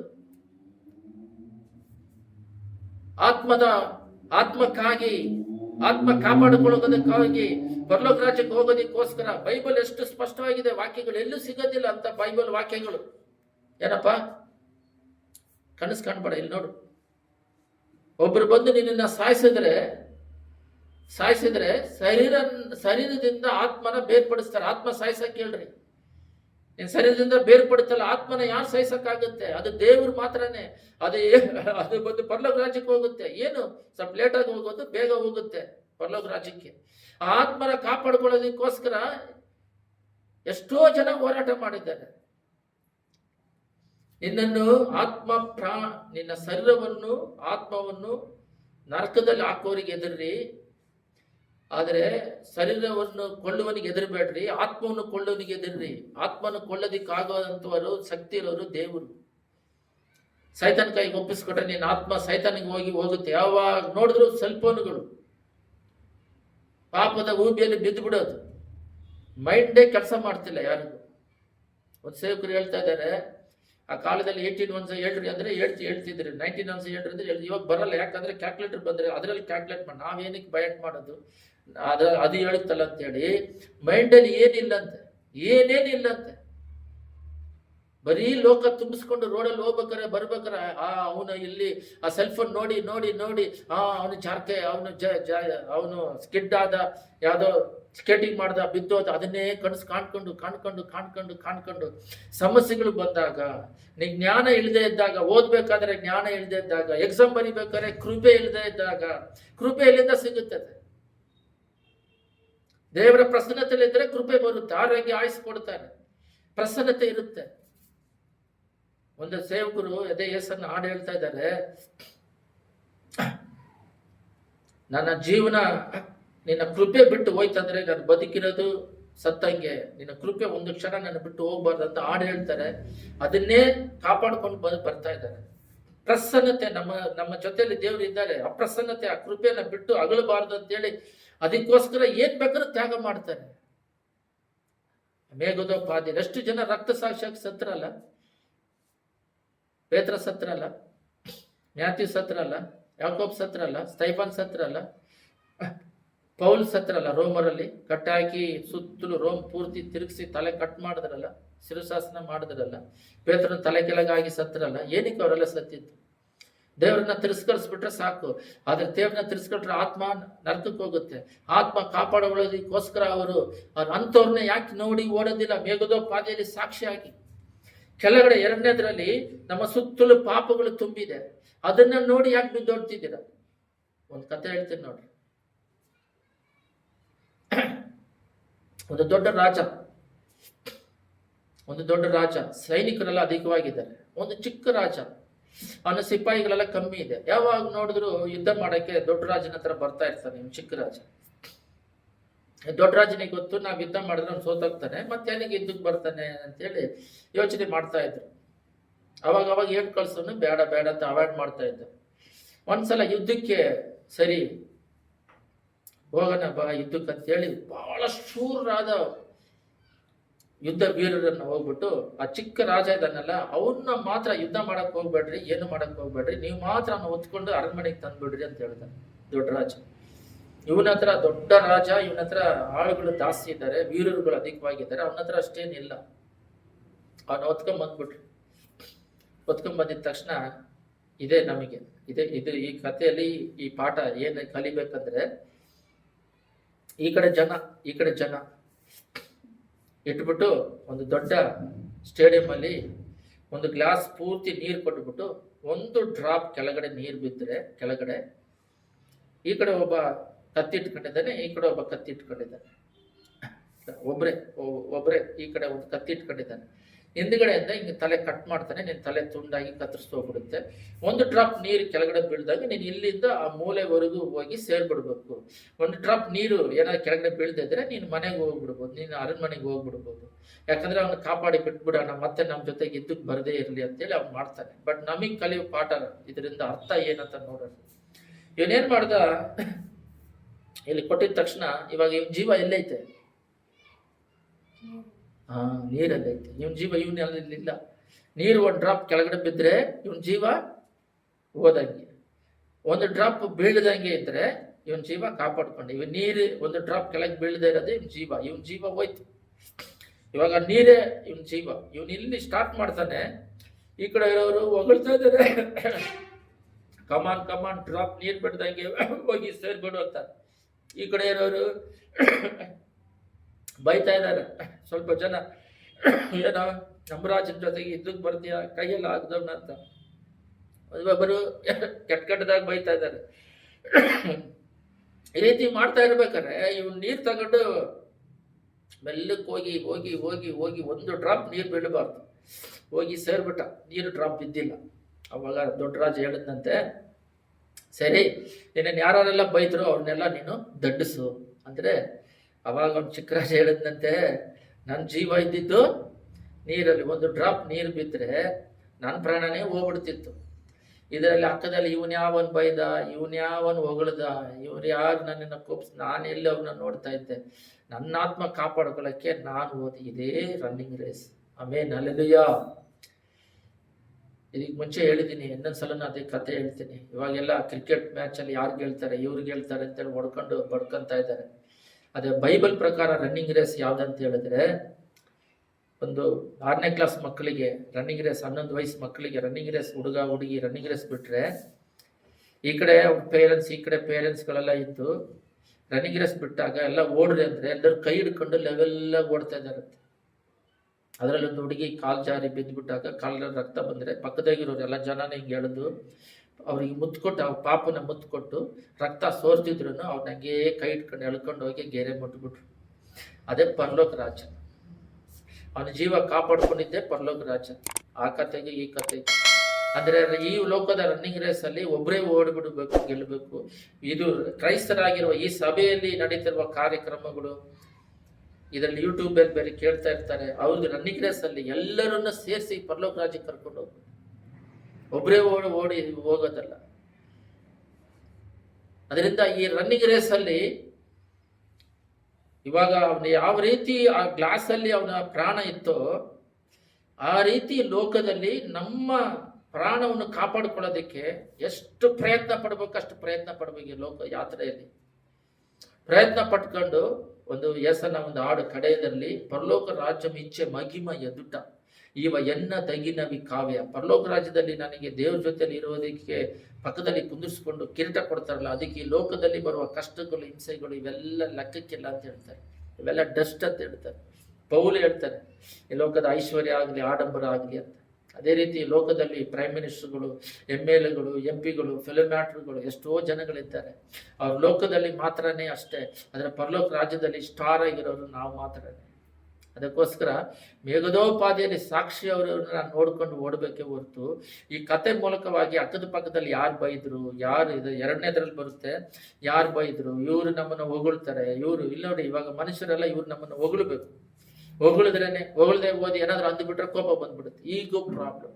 ಇವೆಲ್ಲ ಬಿಟ್ಟು ಆತ್ಮಿಕದಲ್ಲಿ ಬಲವತ್ತೆ. ನೀನು ಬೈದ್ರೆ ಬೈ, ಏನಾದರೂ ಹೇಳ್ಕ. ನನ್ನ ಗುರಿ ಬಂದು ಒಂದು ಸೇವಕರು ಹೇಳಿದ್ರು, ಅವನು ಯಾವಾಗಲೂ ಒಂದು ಸೇವಕರಿಗೆ ಕೋಪ ಎಬ್ಬಿಸ್ತಾನಂತೆ. ಅವ್ರೊಂದು ಹೇಳಿದ್ರೆ ಅವನೊಂದು ಮಾಡ್ತಿದ್ದಂತೆ. ಅವಾಗ ಪ್ರಾರ್ಥನೆ ಮಾಡಿದ್ರೆ, ಓಹೋ ಇವನ್ ಜೊತೆಗಿದ್ರೆ ಅವನು ಪರಲೋಕ ರಾಜ್ಯ ಹೋಗಲ್ಲ, ನಾವು ಹೋಗಲ್ಲ ಅಂತ ಬಿಟ್ಟುಬಿಟ್ಟು ಇವ್ರು ಪರಲೋಕ ರಾಜ್ಯಕ್ಕೆ ಹೋಗೋದಕ್ಕೆ ಪ್ರಯತ್ನ ಪಟ್ರಂತೆ. ಅದೇ ರೀತಿ ಆ ಜೊತೆಗಿರೋರನ್ನ ನೋಡ್ಕೊಂಡು ಏನೋ ಬಾಯಿನಲ್ಲಿ ಹೇಳಿ ಬರ್ರಿ ಅಂತ ಕರೆಯೋದು, ಬಂದ್ರೆ ಕರ್ಕೊಂಡು ಹೋಗೋದು, ಇಲ್ದಿದ್ರೆ ಬಿಟ್ಟು ಓಡೋದು. ಈ ರೀತಿ ಮೇಘದ ಪಾದಿಯಲ್ಲಿ ಸಾಕ್ಷಿಯಾಗಿರೋರನ್ನ ನೋಡಿ ಓಡಬೇಕು. 2ನೇದು ಅಭ್ಯಂತರ ಮಾಡುವ ಎಲ್ಲ ಭಾರವನ್ನು ಹೊತ್ತುಕೊಳ್ಳೋ ಪಾಪವನ್ನು ನಾವು ತೆಗೆದಿಟ್ಟು, ಆ ಭಾರ ಇದೆಯಲ್ಲ, ಆ ಪಾಪದ ಭಾರ ಮೂಟೆಯನ್ನು ಎಲ್ಲ ತೆಗೆದು ಬಿಸಾಡ್ಬಿಟ್ಟು ಕೆಳಗಡೆ ಯೇಸುವನ್ನು 3ನೇದರಲ್ಲಿ ನಂಬಿಕೆಯನ್ನು ಹುಟ್ಟಿಸುವನು ಪೂರೈಸುವನಾಗಿರೋ ಯೇಸುವಿನ ಮೇಲೆ ದೃಷ್ಟಿಯನ್ನಿಟ್ಟು ನಮಗೆ ನೇಮಕವಾದ ಓಟವನ್ನು ಸುರಕ್ಷಿತದಿಂದ ಓಡೋಣ. ಆತನು ತನ್ನ ಮುಂದೆ ಇಟ್ಟಿದ್ದ ಸಂತೋಷಕ್ಕೋಸ್ಕರ ಅವಮಾನವನ್ನು ಅಲಕ್ಷ್ಯ ಮಾಡಿ ಸಿಲುಬೆಯ ಮರಣವನ್ನು ಸಹಿಸಿಕೊಂಡು ದೇವರ ಸಿಂಹಾದ ಬಲಗಡೆಯಲ್ಲಿ ಆಸೀನರೊಡನಾಗಿದ್ದಾನೆ. ಬಾಬಾ ಬಾಬಾ. ಈ ಲೋಕದಲ್ಲಿ ಯೇಸು ಸ್ವಾಮಿ ಇವಾಗ ಹೇಳ್ದಂಗೆ ಪರಲೋಕದಿಂದ ಲೋಕಕ್ಕೆ ಬಂದು ಅವನ ಯೇಸು ಸ್ವಾಮಿನ ಅಲಕ್ಷ್ಯ ಮಾಡಿದ್ರಂತೆ, ಅವಮಾನ ಮಾಡಿದ್ರಂತೆ. ಒಂದು ಇಲ್ಲೆಲ್ಲ ಬಂದ್ಬಿಟ್ಟು ಚರ್ಚ್ ಮುಗಿದ ತಕ್ಷಣ ಬಾಯಿ ಮಾತಲ್ಲಿ ಯಾವ ಸೇವಕರು ಸೇರಿದ್ರು ಬಾಯಿ ಮಾತಲ್ಲಿ ಬರೀ ಲೋಕದ ಮಾತು ಮಾತಾಡ್ತಾರೆ. ಆ ಲೋಕದ ಮಾತು ಬೇಡ ಅಂತಾನೆ ಆತ್ಮಿಕದಲ್ಲಿ ಬಂದಿರೋದು. ಅದು ಕ್ರೈಸ್ತರಾಗಿದ್ದವರು ಪ್ರಾರ್ಥನೆ ಹೆಚ್ಚಾಗಿರ್ಬೇಕು, ವಾಕ್ಯದಲ್ಲಿ ಹೆಚ್ಚಾಗಿರ್ಬೇಕು, ದೇವ್ರ ಬಗ್ಗೆ ಅಧಿಕವಾಗಿ ಮಾತಾಡಬೇಕು, ಎನ್ಕರೇಜ್ ಮಾಡಬೇಕು. ಇವಾಗ ಇವ್ರೇನ್ ಮಾಡ್ತಾ ಇದಾರೆ ಅಂದ್ರೆ, ಇದು ಎನ್ಕರೇಜಿಕ್ಕಿನ ಹೆಚ್ಚಾಗಿ ಅವರು ಈ ಎನ್ಕರೇಜಿಕ್ಕಿನ ಹೆಚ್ಚಾಗಿ ಲೋಕದ ಮಾತುಗಳೇ ಮಾತಾಡೋದು ಜಾಸ್ತಿ. ಒಂದ್ಸಲ ಆದರೆ ಒಂದು ಸಭೆ ಇದೆ, ಆ ಸಭೆ ಬಿಟ್ಟ ಮೇಲೆ ಹೊರಗಡೆ ನಿಂತ್ಕೊಂಡು ಮಾತಾಡ್ತಿರ್ಬೇಕಾದ್ರೆ ಒಂದು ಟೀಮಲ್ಲಿ ಒಬ್ರು ಹೇಳಿದ್ರು, ನೋಡ್ರಿ ನಾವು ಎಷ್ಟು ಪ್ರಿಸ್ಟೇಜ್ ಮೇಂಟೈನ್ ಮಾಡ್ತೀವಿ, ನಮಗೆ ಯಾರಾದ್ರೂ ಏನಾದರೂ ಅಂದ್ಬಿಟ್ರೆ ಬೇಜಾರು ಪಡ್ತೀವಿ, ಕೋಪ ಪಡ್ತೀವಿ, ನಮಗೆ ಅವಮಾನ ಆದರೆ ನಮಗೆ ನಾಚಿಕೆ ಆಗುತ್ತೆ. ಎಸ್ ಸ್ವಾಮಿ, ನೋಡ್ರಿ ಸಿಲುಬೆಯ ಸೃಷ್ಟಿಕರ್ತನು ಅದನ್ನ ಸ್ವಲ್ಪ ಧ್ಯಾನ ಮಾಡಿದ್ರು ಬಾಯಿನಲ್ಲಿ, ಬರೀ ಕಾಚ ಅದರಲ್ಲಿ ನೇತಾಡ್ತಿದ್ದಾರೆ, ಡ್ರೆಸ್ ಇಲ್ಲ, ಶರ್ಟ್ ಇಲ್ಲ, ಪ್ಯಾಂಟ್ ಇಲ್ಲ, ಅವ್ರಿಗೆ ಎಷ್ಟು ಅವಮಾನ ಆಗಿರುತ್ತೆ. ಆ ಅವಮಾನವನ್ನು ಬರ್ಸಿದ್ರಲ್ಲ, ಇದೇ ಮಾತದ್ದು. ಅವಮಾನವನ್ನು ಅಲಕ್ಷ್ಯ ಮಾಡಿ ಶಿಲುಬೆಯ ಮರಣವನ್ನು ಸಹಿಸಿಕೊಂಡು ದೇವರ ಸಿಂಹಾಸ ಬಲಗಡೆಯಲ್ಲಿ ಆಸೀನರೊಡನಾಗಿದ್ದಾನೆ. ಈ ಲೋಕದಲ್ಲಿ ನಮಗೆ ಅವಮಾನ ಇರ್ತದೆ. ನೋಡ್ರಿ, ನಾನು ಯೇಸು ನಂಬಿದಾಗ ಚೆನ್ನಾಗಿ ಓಡಿದೆ, 10 ವರ್ಷ ಚೆನ್ನಾಗಿ ಓಡಿದೆ. ಆದಮೇಲೆ ನಮ್ಮ ರಿಲೇಷನ್ಗಳು, ಅಕ್ಕದ ಪಕ್ಕದಾಗಿರೋ ನೈಬರ್ಗಳು, ಭಾಳ ಚೆನ್ನಾಗಿ ಕೇಳ್ರಿ, ರಿಲೇಷನ್ನು, ನೈಬರ್ಗಳು, ನಮ್ಮ ಜೊತೆಗಿರೋರು, ನಮ್ಮ ಜೊತೆಗೆ ಓದಬೇಕಾದ್ರೆ ಓದೋರು, ಕೆಲಸ ಮಾಡಬೇಕಾದ್ರೆ ಕೆಲಸ ಮಾಡೋರು, ಇಂಪಾರ್ಟೆಂಟ್ ಆಗಿ ನಾವು ಎಲ್ಲೆಲ್ಲೆಲ್ಲ ಜನಗಳ ಜೊತೆಲಿ ಹೋಗಿ ಮೀಟ್ ಆಗ್ತೀವಿ, ಹೊಸಬ್ರು ಯಾರು ಕೂಡ ಎನ್ಕರೇಜ್ ಮಾಡೋದಿಲ್ಲ, ಆತ್ಮಿಕದಲ್ಲಿ ಬೆಳೆದಿಕ್ಕೆ ಸಹಾಯನೇ ಮಾಡಲ್ಲ, ಪರಿಶುದ್ಧಾತ್ಮ ಮಾತ್ರನೇ ಮಾಡಬೇಕು. ಎಲ್ಲ ಗಮನ ಇಟ್ಟು ಕೇಳ್ರಿ. ನಾನು ಭಾಳ ಕಷ್ಟಪಟ್ಟಿದ್ದೀನಿ, ಎಲ್ಲ ಮಾಂಸಿಕದಲ್ಲಿ ಇದ್ದೀರಾ, ಅಭಿಷೇಕದಲ್ಲಿಲ್ಲ. ಭಾಳ ಪ್ರೇಯರ್ ಮಾಡ್ಬೇಕು. ನೀವು ಲೋಕದಲ್ಲಿ ಮುಳುಗೋಗ್ಬಿಟ್ಟಿದ್ದೀರಾ, ಕಷ್ಟಪಡ್ತೀರ. ವಾಕ್ಯಗಳು ನಿಮ್ಮ ಮೈಂಡಿಂದ ಒಳಗಡೆ ಹೋಗಿ ಸೇರಿ ಕಿವಿಯಿಂದ ಹೃದಯಕ್ಕೆ ಹೋಗ್ಬೇಕು, ಹೃದಯದಲ್ಲಿ ಭದ್ರಪಡಿಸ್ಕೊಂಡು ನಡಿಬೇಕು. ನೀವು ಯೇಸು ಸ್ವಾಮಿ ತರ ಅವಮಾನಗಳನ್ನ ಬರ್ಸ್ಕೊಂಡು ಅಲಕ್ಷ್ಯ ಮಾಡಿ ಪರಲೋಕ ರಾಜ್ಯದಲ್ಲಿ ಯೇಸು ಸ್ವಾಮಿ ಪಕ್ಕದಲ್ಲಿ ಪಕ್ಕದಲ್ಲಿ ಸಿಂಹಾಸನ ಕೂತ್ಕೊಂಡಿದ್ದಾರಂತ ಇದೆ ಇದರಲ್ಲಿ. ಆ ರೀತಿ ಲೋಕದಲ್ಲಿ ನಾವೆಲ್ಲ ಅನುಭವಿಸ್ಬೇಕಂತ ಹೇಳಿದ್ರೆ ನಮಗೆ ಯಾರು ಎನ್ಕರೇಜ್ ಮಾಡೋದಿಲ್ಲ, ಯಾರು ಮಾಡೋದಿಲ್ಲ, ಸಹಾಯನೂ ಮಾಡಲ್ಲ. ಕಾಳು ಎಳೆಯೋರು ಜಾಸ್ತಿ. ಸರಿ, ನೀನು ಪ್ರೇಯರ್ ಮಾಡು, ನಿನ್ನ ಸೇವೆ ನೀನು ಮಾಡು, ನಿಮಗೆ ಸಪೋರ್ಟ್ ಮಾಡ್ತೀನಿ, ನೀನು ಹೇಳ್ದಂಗೆ ನಾನು ಕೇಳ್ತೀನಿ, ನೀನು ಆತ್ಮಿಕದಲ್ಲಿ ಇನ್ನೂ ಬೆಳಿ, ನಾವು ಸಹಾಯ ಮಾಡ್ತೀವಿ, ಏನು ಸಹಾಯ ಬೇಕು ಹೇಳು, ನಾವು ಮಾಡ್ತೀವಿ, ಮಾಡು, ಹೆಲ್ಪ್ ಮಾಡ್ತೀವಿ. ಇಲ್ಲ ನಮ್ಮ ಕೈಯಲ್ಲಿ ಆಗಿಲ್ಲ, ಪ್ರೇಯರ್ ಆದರೂ ಮಾಡ್ತೀವಿ. ಒಂದೊಂದು ದಿನ ಒಂದು ಕತೆ, ಒಂದು ನಿಜವಾದ ನಡೆದ ಘಟನೆಯನ್ನು ಹೇಳಿ ಪ್ರೇಯರ್ ಮಾಡೋಣ. ಆಂಧ್ರದಲ್ಲಿ ಪ್ರವೀಣ್ ಪಗಡಾಲ, ಎಷ್ಟು ಜನಕ್ಕೆ ಗೊತ್ತು? ಚರ್ಚಿಗೆ ಬಂದಿರೋರು. ಈ ಭಾನುವಾರ ಸೇವೆ ಮುಗಿಸಿ ಸೋಮವಾರ ಹೋದರೆ ಅವರನ್ನ ರಾಜಮಂಡ್ರಿಯಲ್ಲಿ ನಮ್ಮ ಜಾನ್ ವೆಸ್ಲಿ ವಸನ ಮಿನಿಸ್ಟ್ರಿ ಇದೆಯಲ್ಲ, ಅವರ ಸಭೆ ಪಕ್ಕದಲ್ಲಿ 300 ಮೀಟ್ರಲ್ಲಿ ಮುನ್ಮಾದಿಗಳು, ಅನ್ಯರುಗಳು ಅವ್ರನ್ನ ಹೊಡೆದು ಸಾಯಿಸ್ಬಿಟ್ರು. ಆಲ್ರೆಡಿ ಅವರಿಗೆ ಎಚ್ಚರಿಕೆ ಕೊಟ್ಟಿದ್ರು. ಅವರು ತಂದೆ ಮುಸ್ಲಿಮು, ಅವ್ರ ತಾಯಿ ಕ್ಯಾಥಲಿಕ್ಕು. ಭಯಂಕರವಾಗಿ ಡಿಬೇಟ್ ಮಾಡ್ತಾ ಇದ್ರು, ಸತ್ಯದಲ್ಲಿ ನಿಂತಿದ್ರು, ಪ್ರೇಯರ್ ಮಾಡ್ತಿದ್ರೆ ಒಬ್ಬೊಬ್ರು ಒಂದೊಂದು ಹೇಳ್ತಾರೆ. ಏನು ತಂದೆ ಅಂದರೆ ಪ್ರಾರ್ಥನೆ ಇಲ್ಲ. ಏನು ಪ್ರಾರ್ಥನೆ ಇಲ್ಲ ಅಂದರೆ ಅವರೇ ಪ್ರಾರ್ಥನೆ ಮಾಡ್ಕೊಂಡು ಅವರೇ ಸತ್ಯ ಹೇಳ್ತಾ ಇದ್ರು. ಒಂದು ಟೀಮ್ ಒಬ್ಬರಲ್ಲಿ ನಿಂತ್ಕೊಂಡು ಸೇವೆ ಮಾಡಕ್ ಹೋದ್ರೆ ಆ ಟೀಮ್ ಅದುವರೆಗೂ ಪ್ರೇಯರ್ ಮಾಡ್ಬೇಕಂತ. ಒಂದ್ಸಲ MD ಜಗ್ಗನ್ ಅವರು ನಾಲ್ಮಾವಡಿಗೆ ಹೋಗಿದ್ರಂತೆ, ಮೋಹನ್ ಸಿಲಾಸಸ್ ಮೀಟಿಂಗಿಗೆ. ಅಲ್ಲಿ ಕರೆದಿದ್ರಂತೆ ಅವರಿಗೆ ಪ್ರಸಂಗ ಮಾಡೋಕ್ಕೆ ಸೇವಕರ ಮಧ್ಯದಲ್ಲಿ. ಅವಾಗ ಅವ್ರು ಹೇಳಿದ್ರು 24 hours ಇಲ್ಲಿ ಪ್ರೇಯರ್ ಮಾಡ್ತಾ ಇದ್ದಾರೆ ನೋಡ್ರಿ ಅಂತ. ಚೈನ್ ಸಿಸ್ಟಮ್, 8 hours ಒಬ್ರು, 8 hours ಒಬ್ರು, 8 ನೈಟ್, ಡೇ ನೈಟ್ ಅಲ್ಲಿ ಪ್ರೇಯರ್ ನಡೀತಾನೆ ಇರುತ್ತೆ. ಅದಕ್ಕೆ ಆ ಸೇವೆ ಬೆಳೀತಾ ಇದೆ. ಅನ್ನೋದು ಹೆಂಗಂದ್ರೆ ನಿಮಗೆ ಹೇಳ್ತೀನಿ ನೋಡ್ರಿ. ಲೇಡೀಸ್ ಅದರಲ್ಲಿ ಬಹಳ ಜನ ಮದುವೆ ಮಾಡ್ಕೊಳ್ದಂಗೆ ಬಂದು ಸೇವೆಗೆ ಒಪ್ಪಿಸ್ಕೊಟ್ಟಿದ್ದಾರೆ. ಸೇವೆ ಬೆಳೆದಾಗ ಸೇವಕರೇ ಅಡಿಗೆ ಮಾಡ್ಕೊಂಡು ಸೇವೆ ಮಾಡೋದು ಕಷ್ಟ ಅಂತೇಳಿ ಸೇವಕರಿಗೆ ಅಡಿಗೆ ಮಾಡೋಕ್ಕೆ ಅವ್ರು ಸಪ್ರೇಟ್ ಮನೆ ಇರುತ್ತೆ. ಅದರೊಳಗಡೆ ಅವರು ಡೋರ್ ತೆಗೆದು ಒಳಗೆ ಹೋಗ್ಬಾರ್ದು, ಇವ್ರು ಡೋರ್ ತೆಗೆದು ಒಳಗೆ ಹೋಗ್ಬಾರ್ದು, ಹೊರಗಡೆ ಇಡ್ತಾರೆ, ಅಡಿಗೆ ಎಲ್ಲ ಮಾಡಿ ಇಡ್ತಾರೆ. ಒಂದು ಸೇವಕರು ಬಂದ್ಬಿಟ್ಟು ಹೊರಗಡೆ ಟೇಬಲ್ ಥರ ಇರುತ್ತೆ, ಅದರಲ್ಲಿ ಇಟ್ಟರೆ ಒಂದು ಸೇವಕರು ಬಂದು ತಗೊಂಡು ಹೋಗ್ಬಿಡ್ಬೇಕು. ಅಸ್ಟೆಂಟ್ ಪಾಸ್ಟ್ಗಳೆಲ್ಲ ತಗೊಂಡು ಹೋಗ್ಬೇಕು. ಗುಂಟೂರಲ್ಲಾಗಲಿ ತಿರುಪತಿ ಎಲ್ಲ ಕಡೆನೂ ಸಿಸ್ಟರ್ಗಳು ಇರ್ತಾರೆ. ಈ ಸಿಸ್ಟರ್ಗಳಿಗೆ ಕೆಲಸ ಪ್ರಸಂಗ ಮಾಡೋದಿಲ್ಲ. ನಾನು ಅನ್ಕೊಂಡೆ ಇವರೇನು ಸುಮ್ಮನೆ ಗೂಡಾಲ ಪಂಡೆ ಹಬ್ಬ ನೋಡ್ರಿ ಮುಂದ್ಗಡೆ ಸುಮ್ಮನೆ ಸಿಸ್ಟರ್ ಇರ್ತಾರೆ. ಅವರು ಸಪೋರ್ಟ್ 3 ರಕದಲ್ಲಿ ಸಪೋರ್ಟ್ ಮಾಡ್ತಾರೆ. ಪ್ರಾರ್ಥನೆಯಲ್ಲಿ ಭಯಂಕರವಾಗಿ ಸಪೋರ್ಟ್. ಮೇರಕಲ್ಲ ಯೇಸನಿಗೋಸ್ಕರ ಎಲ್ಲಿ ಪ್ರೇಯರ್ ಮೀಟಿಂಗ್ ಇದೆ ಅಲ್ಲಿ ಉಪವಾಸವಿದ್ದು ಪ್ರೇಯರ್ ಮಾಡ್ತಾ ಇದ್ರು. ಏನಾದರೂ ಆಪತ್ತು ಇದೆ ಅಂದ್ರೆ ಪ್ರೇಯರ್ ಮಾಡ್ತಾ ಇದ್ರು. ಎರಡನೇದಾಗಿ ಅವರು ಸೇವೆಗೆ ಅವರು ಚೆನ್ನಾಗಿ ಸೇವೆ ಮಾಡಬೇಕಾದ್ರೆ ಸೇವೆ ಬೆಳೆದಾಗ ಅವರಿಗೆ ಅಡುಗೆ ವಿಷಯದಲ್ಲಿ, ಹೆಲ್ಪಿಂಗ್ ವಿಷಯದಲ್ಲಿ, ಮತ್ತೆ ಆಲೋಚನೆ ಕೊಡೋದ್ರ ವಿಷಯದಲ್ಲೆಲ್ಲ ಏನೇ ನಡೀತಿದೆ ಏನಂತೇಳಿ ಚೆನ್ನಾಗಿ ನಡೆಸ್ತಾ ಇದ್ರು. ಗಮನ ಇಟ್ಟು ಕೇಳ್ರಿ. ಆ ಪ್ರವೀಣ್ ಪಗಡಾಲ ಅವರು ಬ್ಯುಸಿಯಾಗಿದ್ದಾರೆ ಸೇವೆಯಲ್ಲಿ. ಆ ಒಂದು ಗುಂಪು ಅಲ್ಲಿ ಪ್ರಾರ್ಥನೆ ಮಾಡೋದಿಲ್ಲ. ನನಗೆ ಎಚ್ಚರಿಸ್ತಾ ಇದ್ದಾರೆ, ಫಸ್ಟ್ ಪ್ರೇಯರ್ ಗುಂಪು ಎಬ್ಬರಿಸಂತ. ನಿನ್ನೆ ನಾನು ನಿಮ್ಮನ್ನೆಲ್ಲ ನೆನೆಸ್ಕೊಂಡೆ ನಾನು. ಯಾಕಂದರೆ ಶನಿವಾರ ದಿನ ಆದರೆ 7 ರಿಂದ 8ವರೆಗೂ ಪ್ರೇಯರ್ ಇರುತ್ತೆ. ಸರಿ, ನಾವು ಶನಿವಾರನೇ ಬಂದ್ಬಿಟ್ಟು ಇಲ್ಲೆಲ್ಲ ಪ್ರೇಯರ್ ಇದ್ದು ಮಾಡಿಬಿಟ್ಟು ಅದನ್ನು ಇಲ್ಲ ಅಂತೇಳಿ ನಾವು ಮಾಡ್ತಾ ಇದ್ದೀವಿ. ಒಂದು ತೆಗೆದ ಮೇಲೆ ಮಾಡಬೇಕು, ಬರೀ ಶನಿವಾರ ಅಂತಲ್ಲ. ಒಂದು ಪ್ರೇಯರ್ ಟೀಮ್ ಇದ್ದವರು, ಎಲ್ಲಾದ್ರೂ ಸೇವೆಗೆ ಹೋಗ್ಬೇಕಾದ್ರೆ ಒಂದು ಟೀಮ್ ಇದ್ದು ಇಲ್ಲಿ ಪ್ರೇಯರ್ ಮಾಡೋರು, ಸೇವೆಗೆ ಸಪೋರ್ಟ್ ಮಾಡೋರು ಇದ್ದಾಗ ಸೇವೆ ಚೆನ್ನಾಗಿ ಬೆಳೀತದೆ. ಪ್ರಾರ್ಥನೆನೂ ಬೇಕು, ಎರಡನೇದು ಸತ್ಯನೂ ಬೇಕು. ಒಬ್ಬೊಬ್ಬರು ಬರೀ ಪ್ರಾರ್ಥನೆ ಮಾಡ್ತಾರೆ, ಸತ್ಯದಲ್ಲಿ ಇರೋದಿಲ್ಲ. ಸ್ವಲ್ಪ ದಿನ ಬುಸ್ ಅಂತ ನ್ಯೂಟ್ರಲ್ ಆಗಿ ಬಿದ್ದು ಬಿಡ್ತಾರೆ. ಯಾಕಂದ್ರೆ ಸತ್ಯ ಹೃದಯದಲ್ಲಿ ಇಲ್ಲದೆ ಇರೋದ್ರಿಂದ ಅವ್ರು ಬಿದ್ದೋಗ್ತಾರೆ. ಎಂದ್ರೆ ಬೈಬಲಲ್ಲಿ ಸತ್ಯನೇ ಮುಖ್ಯ. ಬರೀ ಪ್ರಾರ್ಥನೆ ಅಲ್ಲ, ದೇವರು ಕೂಡ ಬರೀ ಪ್ರಾರ್ಥನೆ ಅಲ್ಲ, ವಾಕ್ಯಗಳಿಂದ ಬಲಪಟ್ಟರು. ಸ್ವಲ್ಪ ಜನ ಬರೀ ಸತ್ಯ ಸತ್ಯ ಅಂತೇಳಿ ವಾಕ್ಯದಲ್ಲಿ ಇರ್ತಾರೆ, ಪ್ರೇಯರ್ ಮಾಡೋದಿಲ್ಲ. ಅವರು ಮಾಡಿದ್ರೂ ದೊಡ್ಡ ಸೇವೆ ಬೆಳೆದಾಗ ಟೀಮ್ ಆಗಿ ಗುಂಪು ಮಾಡ್ಬೇಕಾಯ್ತು. ಯಾಕಂದ್ರೆ ಅವ್ರು ಬರ್ತಾ ಇರ್ಬೇಕಾದ್ರೆ ಪ್ರೇಯರ್ ಇದ್ದಿದ್ರೆ ಹೇಗೋ ಒಂದು ವಿಷಯದಲ್ಲಿ ಕಾಪಾಡ್ತಾ ಇದ್ರು, ಕಾಪಾಡದೆ ಇಲ್ಲಿಲ್ಲ. ಅವ್ರ ಟೀಮ್ ಇಲ್ಲ ಅಂತ, ಪ್ರೇಯರ್ ಮಾಡೋ ಟೀಮ್ ಇಲ್ಲ, ಮೀಡಿಯಾ ಟೀಮ್ ಇದೆ. ಅದರಿಂದ ಅವ್ರ ಸೇವೆ ಬೇರೆ ಜಾಸ್ತಿ. ಆದರೆ ಎಷ್ಟು ಸೇವೆ ಇದೆಯೋ ಅಷ್ಟರ ಮಟ್ಟಿಗೆ ಒಂದು ಸಪೋರ್ಟಿಂಗ್ ಬ್ಯಾಕ್ ಸೈಡ್ ಆಗಿ ಎಲುಬಾಗಿ ಪ್ರೇಯರ್. ಅದಕ್ಕೆ ಎಲ್ಲೋದ್ರೂ ದೇವರು ಇಬ್ಬಿಬ್ಬರನ್ನ ಕಳಿಸ್ತಾ ಇದ್ರು, ಎಲ್ಲೂ ಇಬ್ಬಿಬ್ಬರನ್ನ ಕಳಿಸ್ತಾ ಇದ್ರು. ಯಾಕಂದ್ರೆ ಒಬ್ಬರು ಹೋಗಿ ಪ್ರಸಂಗ ಮಾಡ್ತಿರ್ಬೇಕಾದ್ರೆ ಇನ್ನೊಬ್ರು ಪ್ರಾರ್ಥನೆಯಲ್ಲಿ ಇರೋದಕ್ಕೆ. ನಾನು ಕೂಡ ಹೊಸದಾಗಿ ಎಲ್ಲಾದ್ರೂ ಹೋದ್ರೆ ನೀವು ಪ್ರೇಯರ್ ಮಾಡ್ರಿ, ನಾನು ಮಾತಾಡ್ತೀನಿ ಅಂತ ಹೇಳಿ ಹಿಂದ್ಗಡೆ ಅವ್ರು ಪ್ರೇಯರ್ ಮಾಡ್ತಾ ಇರ್ತಾರೆ. ಪ್ರೇಯರ್ ಟೀಮ್ ಮಾತಾಡ್ತಿರ್ತಾರೆ. ಅವ್ರೇನ್ ಮಾಡ್ತಾರೆ, ಈಗ ಅಜ್ಞಾನಿಗಳು ಅವರು ಪ್ರೇಯರ್ ಮಾಡ್ಬೇಕಾದ್ರೆ ಇವ್ರನ್ನ ದಬ್ಬಿಟ್ಟು ಅವರು ಹೋಗ್ಬಿಡ್ತಾರೆ. ಅವ್ರೇನ್ ಪ್ರೇಯರ್ ಮಾಡೋದು ಇದಕ್ಕಿಲ್ಲ ಅಂತವ್ರು. ಆ ಥರ ಅಜ್ಞಾನಿಗಳಲ್ಲ.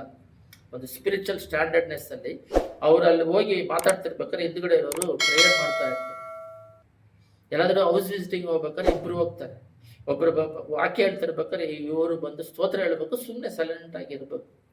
ಇವ್ರು ಹೋಗಿ ಇವ್ರನ್ನ ಓವರ್ಟೇಕ್ ಮಾಡಬಾರ್ದು. ಯಾರನ್ನ ಮುಂದೆ ಯಾರು ಸೇವೆಗೆ ಕರೆದಿದ್ದಾರೋ ಅವ್ರನ್ನ ಓವರ್ಟೇಕ್ ಮಾಡೋದು, ಅವ್ರಿಗೆ ವಿರೋಧ ಏನೇ ಮಾತಾಡಿದ್ರು ಮೌನವಾಗಿದ್ದು ಸ್ತೋತ್ರ ಹೇಳ್ಕೊಂಡು ಅಲ್ಲಿ ದೇವರ ಮಹಿಮೆಯನ್ನು, ದೇವರ ಪ್ರಸನ್ನತೆಯಲ್ಲಿ ಇರೋದನ್ನು ದೇವ್ರನ್ನ ತೋರಿಸ್ಕೊಡ್ಬೇಕು. ದೇವ್ರ ಮಗಿಯನ್ನು ಮುಟ್ಟಬಾರ್ದು.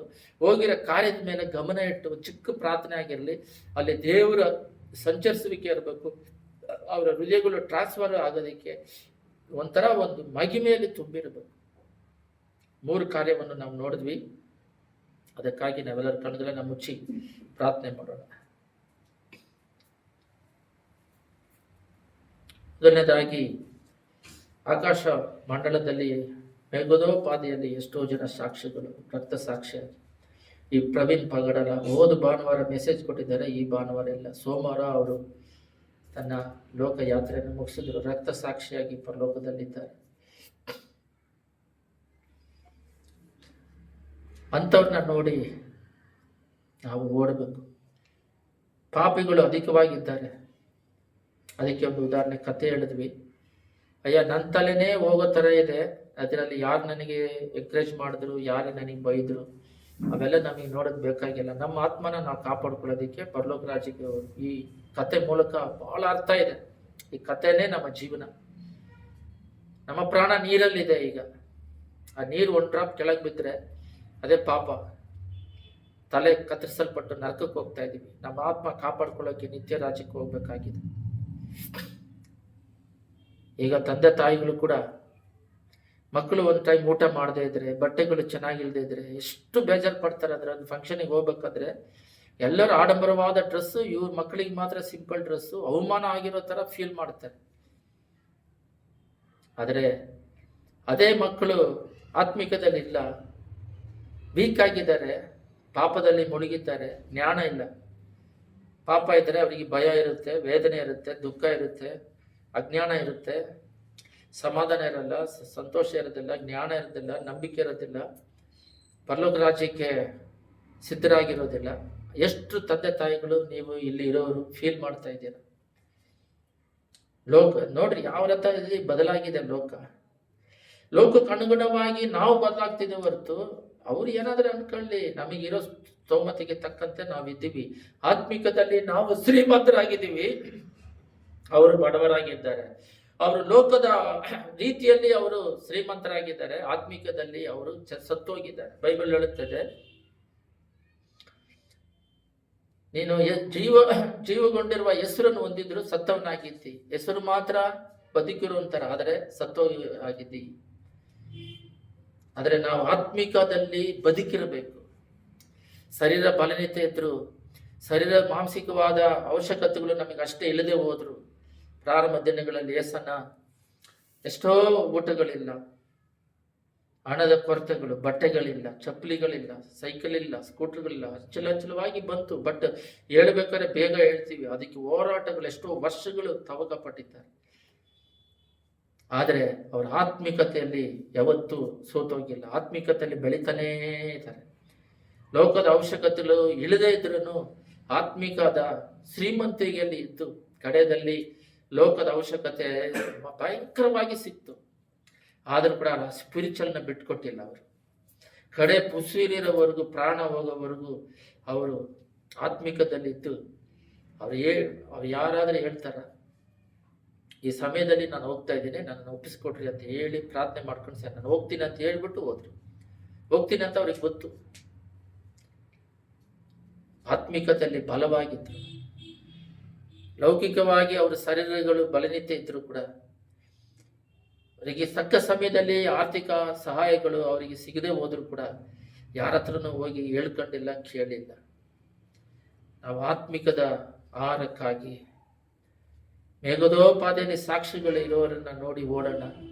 ಪಾಪಿಷ್ಟ್ರು ಎದ್ದು ಬಿದ್ದೋಗಿರೋರು, ಪಾಪಗಳು ನಮ್ಮನ್ನು ಮುಳುಗದ ಹಾಗೆ ಯೇಸುವಿನ ಮೇಲೆ ದೃಷ್ಟಿ ಇಟ್ಟು ಅವರು ಅವಮಾನವನ್ನು ಸಿಲುಬೆಯಲ್ಲಿ ತಾಡಿಕೊಂಡು ಒಂದೇ ಒಂದು ಕಾಚ, ಒಂದು ಸೃಷ್ಟಿಕರ್ತನು, ಅವರೇ ಈ ಭೂಲೋಕವನ್ನು ಸೃಷ್ಟಿದ್ದು.